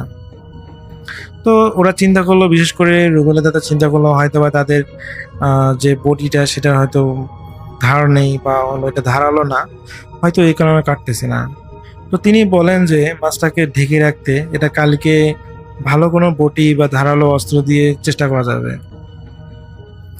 তো এরপরে সেদিন তারা ঘুমিয়ে পড়েন এবং পরের দিন যখন সকাল হয় এবং সকাল হওয়ার পর রুবেলের দাদা একটা ভালো একটা ধারালো একটা অস্ত্র নিয়ে আসেন যেটা দিয়ে মাছ কাটা যায়। তো এই নিয়ে আসার পর তিনি যখন সেই মাছটাকে বের করতে যাবেন, মানে যেটাতে রাখছিলেন একটা থালা বা হচ্ছে পাতিল বা যেটাই বলি না কেন, তো মাছ যেখানে রেখেছিলেন তারা স্বামী স্ত্রী দুজনেই তো বেশ অবাক হয়ে যান, কারণ সেখানে মাছটা নেই। তারা এত পরিমাণ অবাক হয়ে যান যে মাছটা তো কেউ নিয়ে যাওয়ার কথা না, প্রশ্নেও আসে না। তো তারা বাড়িটাতে ভাবলো যে হয়তো বা এখান থেকে লাফিয়ে কোথাও হয়তো আশেপাশে কোথাও চলে গেছে এবং তারা বাড়ির আশেপাশে তন্ন তন্ন করে খোঁজেন কিন্তু কোনোভাবেই মাছটার কোনো হদিস পান না। তো এক সময় তারা মাছটার খোঁজার আশা ছেড়ে দেন এবং তারা চিন্তা করেন যে হয়তোবা মাছটা তাদের এই পাতিল থেকে হয়তো লাফ দিয়ে বের হয়ে, যেহেতু বড় মাছ বার হয়ে হয়তোবা কোথাও চলে গিয়েছে। তো এখন পর্যন্ত আসলে তারা এটাকে খুব স্বাভাবিকভাবেই নিয়েছিল। তো এরকম করে তাদের 3 দিন চলে যায়, কোনো সমস্যা হয় না। তো 3 দিন পর রুবেলের দাদা পুনরায় মাছ ধরতে যান এবং তিনি একই রকম একটা মাছ সেদিন ধরেন। তিনি সেদিনেও খুব অবাক হয়ে যান, এই বোয়াল মাছটা আগের মাছটা থেকে একটু ছোট, সামান্য একটু ছোট হবে কিন্তু বেশ ভালো। তিনি খুবই অবাক হয়ে যান যে ইদানিং এত বোয়াল মাছ পাওয়া যাচ্ছে। তাহলে তিনি সেই মাছটাকে নিয়ে বাসা চলে আসেন এবং আসার পথে আসলে ওই কোনো ধরনের সমস্যা হয়নি। তো আসার পর দেখা যায় যে তারা আবার মাছটাকে কাটার চেষ্টা করেন, কিন্তু রাসেল ভাই তারা সেদিনের মতো মাছটা কাটতে পারেন না এবং তারা এতটাই অবাক হয়ে যান যে তাদের কাছে ধারালো বটি আছে মাছ কাটার, অথচ তারা এটা দিয়েও সেই মাছটাকে কাটতে পারতেছে না। যে কেন হচ্ছে তারা কোনোভাবেই বুঝতে পারতেছে না। এবং তারা স্বামী স্ত্রী, বিশেষ করে রুবেলের দাদা এবং দাদি দুজনেই অনেক চেষ্টা করেছে মাছটা কাটতে, কিন্তু কোনোভাবে মাছটা কাটতে পারে নাই। তো তারা দুজনেই অনেক ক্লান্ত হয়ে এক প্রকার বাধ্য হয় সেই মাছটাকে রেখে দিয়ে ঘুমাতে। তো সেদিনের মতো সেই মাছটাকে তারা আবার পাতিলের মধ্যে সুন্দরভাবে ঢেকে ঘুমিয়ে পড়ে এবং সকালবেলা যখন তারা সেই ঘুম ভাঙার পর্যায়ে যখন ওই পাতিলটার কাছে আসে এবং তারা দেখে যে হ্যাঁ, পাতিলটা আগের মতো করেই সুন্দর করে ঢাকা আছে, তো তারা এবার বিশ্বাস করে যে ভিতরে অবশ্যই মাছটা আছে। কিন্তু রাসেল ভাই যখন তারা ওই পাতিলের ঢাকনাটা সরায় এবং ভিতরে দেখার চেষ্টা করে, তারা দেখে যে সেখানে কোনো মাছ নেই। অথচ তারা এবার এতটাই সতর্কতার সহিত পাতিলটা ঢেকে রেখেছিল যে মাছটা লাফ দিয়ে বা কোনোভাবেই এখান থেকে বের হওয়া কোনোভাবেই সম্ভব না। এবার তারা একটু ভয় পেয়ে যায় যে তাদের সাথে এগুলো কি হচ্ছে। এরকম করে চলে যায় প্রায় 1টা মাস। তো তাদের আসলে তাদের পরিবারে কোনো ধরনের কোনো সমস্যা হয় না, খুবই সুন্দরভাবে চলে যাচ্ছিল। তো 1 মাস পর মকবুলের দাদা এক প্রকার ভুলেই যায় যে এরকম কিছু ভয়ের ঘটনা তাদের সাথে ঘটেছিল। তো তিনি পুনরায় মাছ ধরতে যান এবং মাছ ধরতে গিয়ে তিনি এবার পুনরায় একটা বোয়াল মাছ পান। কিন্তু এই বোয়াল মাছটা সাইজে ছোট। দেখা যায় যে প্রথমবার এবং দ্বিতীয়বার যে বোয়াল মাছটা ধরেছিলেন তার অর্ধেক হবে এই মাছটা। তো তিনি যেহেতু মাছটা ছোট, তো তিনি ভেবেছিলেন যে এটা অবশ্যই কোনো খারাপ কিছু না, হয়তো এটা নর্মালি কোনো একটা বোয়াল মাছই হবে, যেহেতু এটা সাইজটা ছোট। আর আগের মতোই যদি বড় কোনো সাইজের মাছ তিনি পেতেন তাহলে হয়তো বা সেটাকে তিনি ধরতেন না, ছেড়ে দিয়ে চলে আসতেন, কারণ তার আগের ভয়টা তো একটু হলেও মনে আছে। তো যেহেতু এটা অনেক ছোট, তো এটা আসলে কোনো সমস্যা হবে না, তিনি এটা মনে মনে চিন্তা করলেন।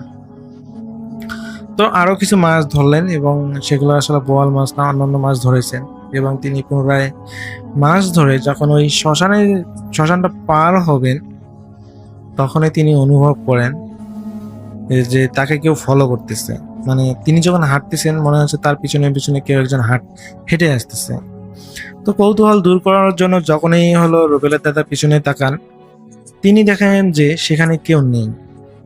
তিনি বেশ অবাক হয়ে যান, কারণ তিনি স্পষ্ট শুনতে পাচ্ছিলেন যে যখন তিনি হাঁটতেছেন তখন পিছনে কেউ একজন হাঁটতেছে, এরকম তিনি সাউন্ড পাচ্ছেন। তো যখনই তিনি দেখলেন যে পিছনে কেউ নেই, আশেপাশে তিনি আরো লাইট দিয়ে মারলেন, দেখলেন যে কেউ নেই।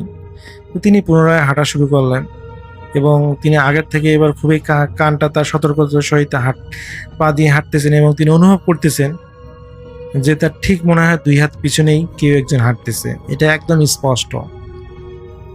তো রাসেল ভাই যখনই তিনি পুনরায় আবার পিছনে তাকান, তিনি দেখতে পান এটা সেই ছেলেটা যেটা 1 মাস আগে শ্মশানে কাঁদতে দেখেছিলেন।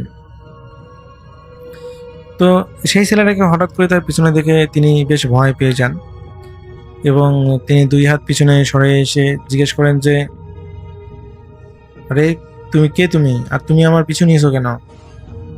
কিন্তু রাসেল ভাই সেই ছেলেটা কথা বলে না। তো সেই ছেলেটা বলতেছে, এবার বলে যে, কেন তুমি কি আমাকে চিনতে পারতেছো না? তো এটা শুনে রাসেল ভাই ওই রুবেলের দাদা প্রচন্ড পরিমাণে ভয় পায় এবং তিনি ভালো করে খেয়াল করে দেখেন, হ্যাঁ এটা তো সেই ছেলেটা যেটা 1 মাস আগে তিনি শ্মশানে কাঁদতে দেখেছিলেন। তো বলে যে, তুমি ওই ছেলেটা না, ওই শ্মশানে যে কাঁদতেছিলে? তখন ওই ছেলেটা বলে, হ্যাঁ আমি সেই ছেলেটা। তুমি তো সেদিন মাছটা দিয়ে যাও নাই, আজকে মাছটা দিয়ে যাও। তো এটা শুনে রুবেলের দাদা প্রচন্ড পরিমাণে ভয় পান যে আসলে এই ছেলে বিশেষ করে মাছ নিয়ে আসার পর তার সাথে দেখা দেয়, আবার হঠাৎ করে তার পিছনে চলে এসেছে। আশেপাশে থেকে আসলে তো তার সাথে তিনি দেখতে পেতেন, কিন্তু তিনি আসলে বুঝতে পান, বিশেষ করে রুবেলের দাদা বুঝতে পান যে এটা কোনো সাধারণ কোনো ছেলে নয়, অবশ্যই কোনো খারাপ কোনো জিন বা ভালো জিন হতেই পারে, কিন্তু এটা কোনো মানুষ হতে পারে না। তো তিনি কি করেন, তার যেহেতু মাছের সাইজটা ছোট ছিল এবং তিনি ভয়ও পাচ্ছিলেন, তো দেখা যায় এক প্রকার তিনি বাধ্য হয়ে সেই মাছটা সেই ছেলেটাকে দেন এবং রাসেল ভাই সেই ছেলেটা মাছটা নিয়ে কোনো কথা নয় হন হন করে শ্মশানের দিকে চলে গেল এবং শ্মশানের দিকে যেতে না যেতেই তিনি দেখলেন যে ছেলেটা বাতাসের সাথে মিশে গেছে। তো যখনই তিনি এই জিনিসটা দেখলেন যে বাতাসের সাথে মিশে গেছে, তিনি তো প্রচন্ড পরিমাণে ভয় পেয়ে যান। তিনি এত পরিমাণ ভয় পেয়ে যান যে একটা জলজন্ত মানুষ যেটা তার সামনে দিয়ে হেঁটে গিয়ে শ্মশানে কিভাবে মিলিয়ে যেতে পারে। তো তিনি খুবই ভয় পান এবং বাসায় আসেন এবং বাসায় আসার পর তিনি তার সমস্ত কিছু তার স্ত্রীকে শেয়ার করেন এবং তিনি অনুভব করেন যে তার শরীরে প্রচন্ড পরিমাণে জ্বর। তো পরবর্তীতে দেখা যায় যে তার জ্বর কোনোভাবেই কমতেছে না। তো ওই রুবেলের দাদার বড় ভাইয়ের পরামর্শে তাকে একজন হুজুরের কাছে নিয়ে যাওয়া হয় এবং হুজুর ঝাড়ফুঁক করেন। ঝাড়ফুঁক করার পর তিনি দেখেন যে তিনি আসলে ভয় পাওয়ার কারণেই তার শরীরে প্রচন্ড পরিমাণে জ্বর এসেছে। তার শরীরে আসলে কোনো ধরনের জিন আসর নেই। তো যখন রুবেলের দাদা সমস্ত কিছু শেয়ার করেন যে এই ধরনের ঘটনাগুলো ঘটেছিল, তখন ওই হুজুর বলেন যে আসলে ওই জিনটা ছিল একটা মাছ খেকো জিন। তো যাদেরকে সে বড় বড় মাছ আনতে দেখে ও তাদের কাছে মাছ চেয়ে নেয়, আর মাছটা চাওয়ার পর যদি সে মাছ দিতে অস্বীকৃতি করে তাহলে তার ক্ষতি করে। তো আপনার ভাগ্য ভালো, আসলে প্রথমবার যখন আপনি মাছ নিয়ে এসেছিলেন এবং মাছটা কাটার চেষ্টা করেছিলেন, আসলে ওই জিনটার কারণেই আপনি মাছ কাটতে পারেননি। এবং যখন আপনারা মাছ ঢেকে ঘুমিয়েছিলেন তখন ওই জিনটাই এসে মাছটা নিয়ে গিয়েছিল এবং পরপরভাবে 2 দিন সে মাছ নিয়ে যায়, আপনাদের মাছ নিয়ে যায়। এবং তৃতীয়বার যখন মাছ সে আপনার কাছে চেয়েছিল, আপনি যদি একই কাজ করতেন, মাছটা না দিয়ে চলে আসতেন, তাহলে কিন্তু সে আপনার ক্ষতি করত। আপনি একটা ভালো কাজ করেছেন, সেটা হলো যে মাছটা তাকে দিয়ে চলে এসেছেন, এই কারণে আসলে সে আপনার কোনো ক্ষতি করেনি। তো এই জন্য আসলে হয়তো আপনি বেঁচে গিয়েছেন। তো হুজুর এটা বলেন। তো পরবর্তীতে সেই হুজুর পানি পড়া দেন এবং কিছু ঝাড়ফুঁক করেন এবং তাকে বলেন যে বাজার থেকে ওষুধ নিতে, প্যারাসিটামল বা সামথিং লাইক দ্যাট। তো এরপর আসলে তিনি একজন ডাক্তারের কাছ থেকে ওষুধ নেন এবং তিনি ওষুধ খান এবং খাওয়ার পরে তিনি সুস্থ হয়ে যান। তো রাসেল ভাই, এরপর থেকে নাকি উনি আর কোনোদিন বোয়াল মাছ ওই নদীতে পাননি। এরপরেও তিনি মাছ ধরেছেন, অনেকদিন মাছ ধরেছেন, দেখা যায় যে তিনি আর কখনো বোয়াল মাছ ধরতে পাননি। তো এখন আসলে তিনি বয়স হওয়ার পর তিনি আসলে মারা গিয়েছেন, নর্মালভাবেই মারা গিয়েছেন, কোনো ভৌতিক বিষয়ে না, তিনি নর্মালভাবে মারা গিয়েছেন। তো এটাই ছিল রুবেলের দাদার ঘটনা, যেটা আমাকে রুবেল শেয়ার করেছে। তো আমার কাছে ঘটনাটা খুব ভালো লেগেছিল, যার কারণে আপনাদের মাঝে শেয়ার করা। আমি জানি না ঘটনাটা আপনাদের কেমন লেগেছে। যদি ভালো লেগে থাকে তাহলে অবশ্যই সবাই আপনাদের মতামত জানিয়ে দিবেন কমেন্টের মাধ্যমে। তো সবাই ভালো থাকবেন, সুস্থ থাকবেন, এই প্রত্যাশায় আল্লাহ হাফেজ।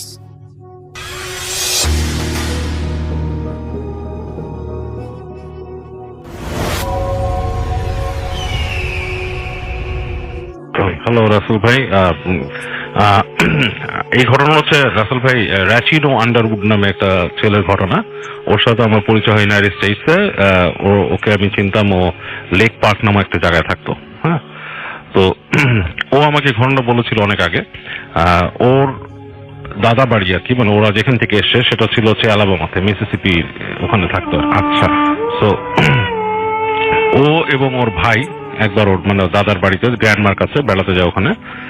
ওর দাদা মারা গেছে অনেক আগে, দাদি থাকে ওখানে, এবং যে জায়গাটা থাকে সেটা কাইন্ড অফ লাইক একটু রিমোট এলাকা আর কি, একটু গ্রামের মতো, ভিলেজ সাইড। তো পাশে আর কি আপনার ওই দেখা যাচ্ছে যে কিছু আছে, যে মানে আপনার ওই যে স মিল টাইপের আছে, তো এরকম জায়গায়, এবং শহর থেকে একটু দূরে। তো ও ছোটকালে ওখানে গেলে খুব এনজয় করতো। ও যেটা বলছে যে ওখানে খুব ভালো লাগতো আর কি ওর কাছে, গ্রামের মতো জায়গা। বাট ওদের ওইখানে বেশ কুসংস্কার প্রচলিত আছে, যে এই জায়গাটা নাকি মানুষ বলে যে এখানে গোস্ট দেখে ওরা।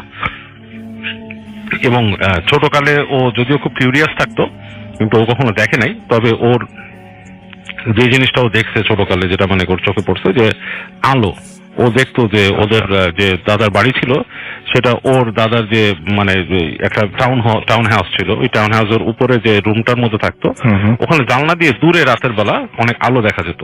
আচ্ছা, মানে মনে হতো যে উডসের মধ্যে কিছু আলো দৌড়াদৌড়ি করে, বাট ওখানে কিন্তু জোনাকি পোকা নাই। হ্যাঁ, আচ্ছা, তো এটা জোনাকি হতে পারে না। আরেকটা জিনিস ও ভাবতো যে অনেক সময় কায়োরি থাকে, কায়োটির চোখ বা কিছু যদি চলে থাকে, নানা রকম ওর মধ্যে তখন ছোটকালে খুব বেশি এটা মানে একটা ইসের মতো কাজ করতো আর কি, লাইক মানে রহস্য বা ইসে। আমরাও ছোটকালে যেরকম ভয় পেতাম সেরকম। কিন্তু ও যখন একটু বড় হয়, যখন টিনেজ বয়স 17-18, তখন ও এই জিনিসটা ওরকে ভালো লাগে, দাদা বাড়ি তাদের গ্র্যান্ডমার কাছে আবার যাবে, এটা ওর কাছে খুব আনন্দের জিনিস। ও আর ওর ভাই যায় আর কি। তো যাওয়ার পর ওর কিছু রিলেটিভস, চাচাতো ভাইটাই, ওদের সাথে দেখা হয় এবং আড্ডা মারে, গল্প টল্প করে। তো তোর মধ্যে একজন বলে যে the best thing to do over here to enjoy, মানে সবচেয়ে মজা করার সবচেয়ে ভালো উপায় হচ্ছে ফিশিং এ যাওয়া। বলে যে আমরা ফিশিং এ যাই এবং এটা খুব মজার জিনিস, তুমি যদি ফিশিং এ যেতে চাও আমরা মানে রাতের বেলা ফিশিং করতে যাই। তো মাঝরাতের দিকে আমরা বের হই, মাঝরাতে বা আর একটু পরে এরকম সময় উইকো। তো এটা অনেকটা ফ্লেভারটা কিন্তু আমাদের দেশের মাছ ধরার মতো, রাসেল ভাই, কাইন্ড অফ, হ্যাঁ, মাছ ধরতে যাওয়ার মতো। তো ও বলে যে ঠিক আছে আমরা যাব। তো ও ওর ভাইয়ের সাথে ওর খুব বেশি সখ্যতা নাই, মানে দে আর নট গুড ফ্রেন্ডস, ভাই আর সে খুব একটা ফ্রেন্ডস না, দুজনের মধ্যে ডিস্টেন্স আছে। তো রাতের বেলা ওরা গল্প টল্প করে কাজিনদের সাথে, কাজিনরা চলে যায়, ওর ভাই ওদের সাথে যে অংশ নেয়, বিকজ এখানে যেহেতু আসে সময় একসাথে কাটাতে এরকম সময়। তো রাতের বেলা ঘুমাতে যায়, ওকে যে রুমটা দেওয়া হয়, তো ওখানে ঘুমায় থাকে অ্যাজ ইউজুয়াল, একটা ডিফারেন্ট এনভায়রনমেন্ট, ঘুমটা ঠিক মতো আসতে আসতে আসতে আসতে সময় লাগে, একসময় ঘুমায় যায় সে। তো যখন হঠাৎ করে রাতের বেলা এক জায়গায় যে দরজায় নক শুনে, টক টক টক টক নক হচ্ছে, তো নকের শব্দ ওঠার পরে তো বলছে কে হোজ দিস, হ্যাঁ মানে কোনো উত্তর দিচ্ছে না। তো 2-3 বার নক হওয়ার পর ও উঠে যায় বিছনায়, দরজা খুলে দেখে ওর ভাই দাঁড়ায় আছে। তো ওর ভাই দাঁড়ায় আছে, বলে যে ওরা আমাদেরকে ডাকছে আর কি, ওর ফ্রেন্ডের কথা বলে, কাজিনদের কথা, যে লেটস গো, আমরা এখন ফিশিং এ যাবো। তো এই বলে ওর ভাই ঘুরে দাঁড়ায়, হাঁটা চলে করে, মানে হেঁটে যাওয়া শুরু করে। তো ও বলে ওকে তুমি ওয়েট করো, আমি আসতেছি। তো যায় কোনো মতো হালকা ফ্রেশ হয়ে আর কি একটা কাপড় পরে ভাইয়ের সাথে রওনা দেয়। ঠান্ডা ছিল, গায়ের মধ্যে একটা জ্যাকেট লাগায় ওর ভাইয়ের পিছিয়ে পিছিয়ে রওনা দেয়। তো দেখে যে ওর ভাইয়ের গায়ে কিন্তু জ্যাকেট ট্যাকেট তেমন কিছু নাই, জাস্ট একটা সোয়েট শার্টের মতো হালকা পলা যাচ্ছে। তো ভাইকে ফলো করে দেখে ভাই যাচ্ছে, ওরা আগে আগে যাচ্ছে, এন্ড ও ভাইকে ফলো করতে। তো ভাইরেও বলে যে তুমি আস্তে হাঁটো, তোমার এত why you are so worrying up. ভাই কোনো উত্তর দিচ্ছে না। তো বলতেছে যে ওরা কোথায়, এটারও ওর ভাই কোনো উত্তর দেয় না। তো একটু মানে বিরক্ত হয় ভাইয়ের উপরে। আর ও ছিল কৃষ্ণাঙ্গ, তো কৃষ্ণাঙ্গ সহজেই গালাগালি করে, তো ভাইকে গালাগালি করতেছে পিছন থেকে। তো ভাই দেখতেছে ওইটারও কোনো রিপ্লাই দেয় না ওকে। তো হেঁটে হেঁটে হেঁটে হেঁটে একটা আপনার বোট হাউস আছে, বোট হাউসের কাছে চলে যায়। তো বোট হাউসের কাছে তো ওর কাছে একটু অস্বস্তি লাগতে থাকে, কেউ নাই বোট হাউসে। সিম্পলি ও জাস্ট দেখে ওর ভাইটা হেঁটে গেল, পিছন দিয়ে দেখতেছে ভাইকে হেঁটে গেছে, হেঁটে যে ওই বোট হাউসের গেট করছে, ক্যাচ করে শব্দ হচ্ছে, অ্যাজ ইউজুয়াল ঢুকে গেছে ভিতরে, কটকট পায়ের শব্দ হচ্ছে। ও ওই পিছে পিছে ফলো যে গেটের কাছে যেয়ে দেখে। তো কিন্তু ও যেটা বুঝে, বোট হাউসটার ভিতরে রাসেল ভাই মনে হয় অনেকদিন কেউ খুলে নাই, একটা ভ্যাবসা গন্ধ পুরা বোট হাউসের ভিতরে, অন্ধকার, বোট হাউসের ভিতরে একটা ভ্যাবসা গন্ধ, এবং আলো নাই, অন্ধকার, ঘুটঘুটি অন্ধকার। ও চিন্তা করতেছে যে এখানে তো এমন হতে পারে আমার একটা পা দিলে পানিতে পড়তে পারে, ভাই কোথায়। তো ভাইয়ের নাম ধরে ডাকা শুরু করে, দেখা যাচ্ছে যে কোনো শব্দ নাই। একটু পরে দূর থেকে দেখে যে একটা আলো জ্বলছে এবং একটা বোটের উপরে আলোটা জ্বলছে, ওর ভাই বসা বোটের মধ্যে। তো ওখান থেকে শুধু ওকে বলতে শুনছে কামান ওভার। তো ও আস্তে আস্তে হেঁটে যায়, যে মানে একটু বিষোদ্গার করতে করতে বোটের উপর উঠে বসে, দেখে যে বোটটা ওর ভাই দাঁড় চালাচ্ছে। তো আস্তে আস্তে আস্তে করে বোট হাউসের যে দরজা দিয়ে বোটটা বের হয়ে আসে। তো পিছে বসে ও চিন্তা করতেছে যে ভাই যেহেতু কথা বলতেছে না, maybe he is not in a good mood, অথবা সে হয়তো ঘুম থেকে উঠে আসছে। তো ও শুধু জিজ্ঞেস করতেছে ওর কাজিনদের কথা, যে ওরা কই। তো ওকে একসময় উত্তর দেয় আছে, সামনে আছে, চলো। তো বোট চলতেছে, দাঁড় বাইতে বাইতে বাইতে বাইতে বেশ একটা, তো এমন লেকের এমন একটা জায়গায় আসে, সেই জায়গায় দুই পাশে শুধু গাছ এবং আর কিছু নাই। তো যেটা দেখা যাচ্ছে যে ওই বোটের মধ্যে যে আলোটা জ্বালছে ওরা, সেই আলোর থেকেই হালকা একটা মানে প্রতিফলন হয়ে আশেপাশে যতটুকু ছড়াচ্ছে পানিতে, এতটুকুই, এর বেশি কিছু দেখা যাচ্ছে না। আর পানি কেটে বোট চলতেছে। তো বোটটা যেতে যেতে যেতে যেতে একটা জায়গায় আসে, তখন ওই জায়গায় এসে ও দেখে যে মানে লেকটা এমন ভাবে বিভক্ত হয়েছে, বামে একদিকে গেছে আর ডানে, ইটস লাইক 3 রাস্তার মাথার মতো একটা জায়গার মধ্যে বোটটা এসে ওর ভাই দাঁড়া করায়, মানে দাঁড় বাওয়া ছেড়ে দেয়। ছেড়ে দেওয়ার পরে ওর দিকে হালকা ভাবে তাকায়, তার স্বভাবে তাকায়, বলে যে you want to see something. তো ও বলে হোয়াট। এটা বলার সাথে সাথে ভাই দেখে কি লাফ দিয়ে পানিতে পড়ে যায় ঠাস করে। এটা ওর জন্য একটা বিশাল আশ্চর্য, ভাই লাফ দিয়ে পানিতে পড়লে, ইটস কোয়াইট কোল্ড, এরকম একটা কোল্ড, আর ওর ভাই পানিতে কেন লাফ দিল। তো ওর ভাইয়ের নাম ধরে ডাক দেয় আর কি, হ্যাঁ যে কি হয়েছে, আমার সঠিক মনে আসতেছে না, ভাইয়ের নামও বলছিল। আচ্ছা আচ্ছা, জোরে ডাক দেয়, দেখে যে কোনো কথা নাই। ভাইটা করে কি পানির মধ্যে ধাস করে পড়ছে, যে পানির মধ্যে একটা শব্দ হয়েছে, এবং ও আর কোনোই পাচ্ছে না। এবং ও তখন ভাবতেছে what kind of joke is this. আর ওর ভাই ওর সাথে এসব জোকও করে না।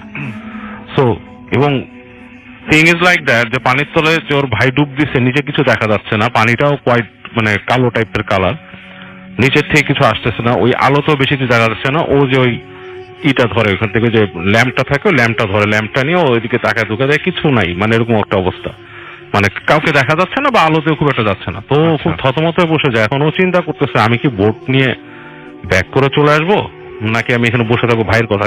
ও চিন্তা করতেছে, এরকম করে আপনার সময় পার হতে থাকে রাসেল ভাই, 1 মিনিট 2 মিনিট এরকম সময় পার হয়ে যাচ্ছে।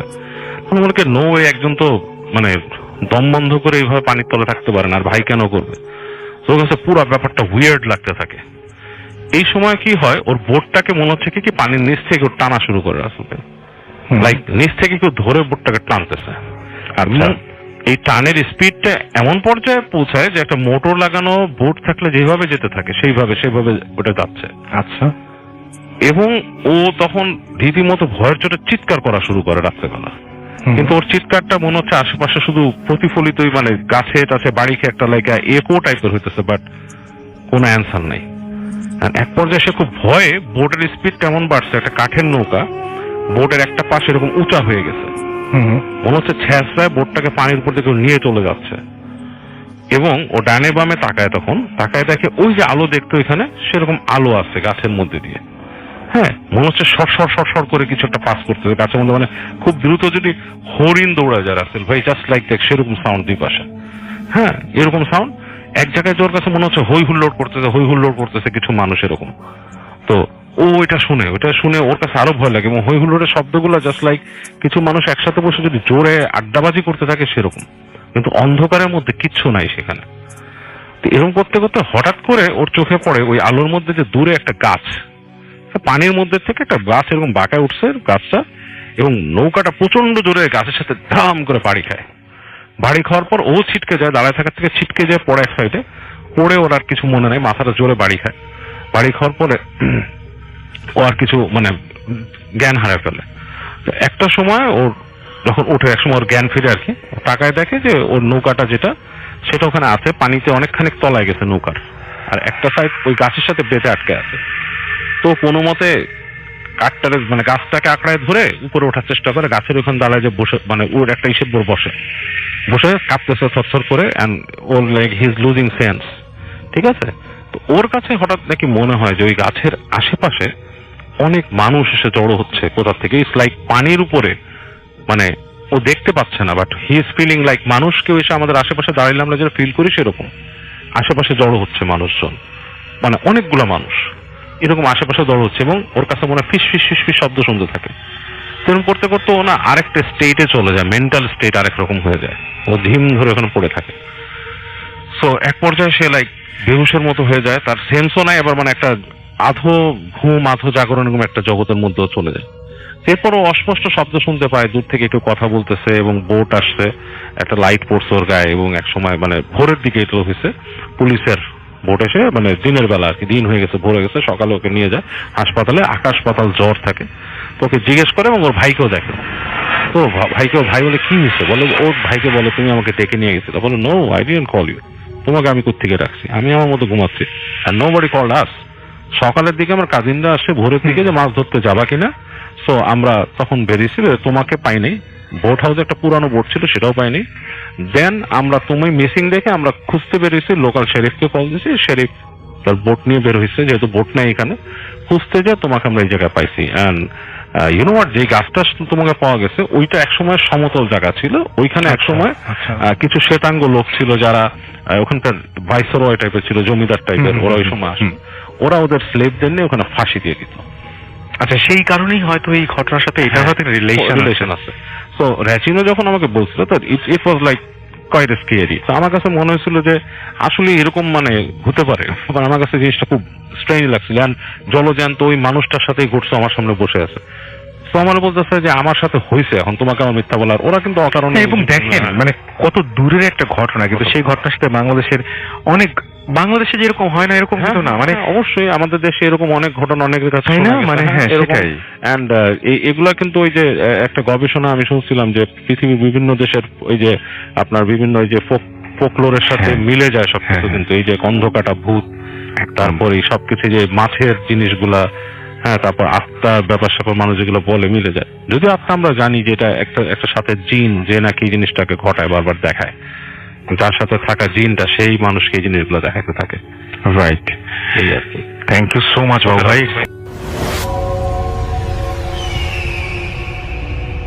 হ্যালো লিসেনার্স, আশা করি ঘটনাগুলো আপনাদের ভালো লেগেছে। আমি চেষ্টা করেছি বাছাই করে ঘটনাগুলো আপনাদের মাঝে শেয়ার করার। আমি প্রতিদিনই ঘটনাগুলো বাছাই করে আপনাদের মাঝে একটি করে এপিসোড শেয়ার করার চেষ্টা করি। যদি আমার ঘটনাগুলো একটু ভালো লাগে তাহলে অবশ্যই এই চ্যানেলটি সাবস্ক্রাইব করবেন।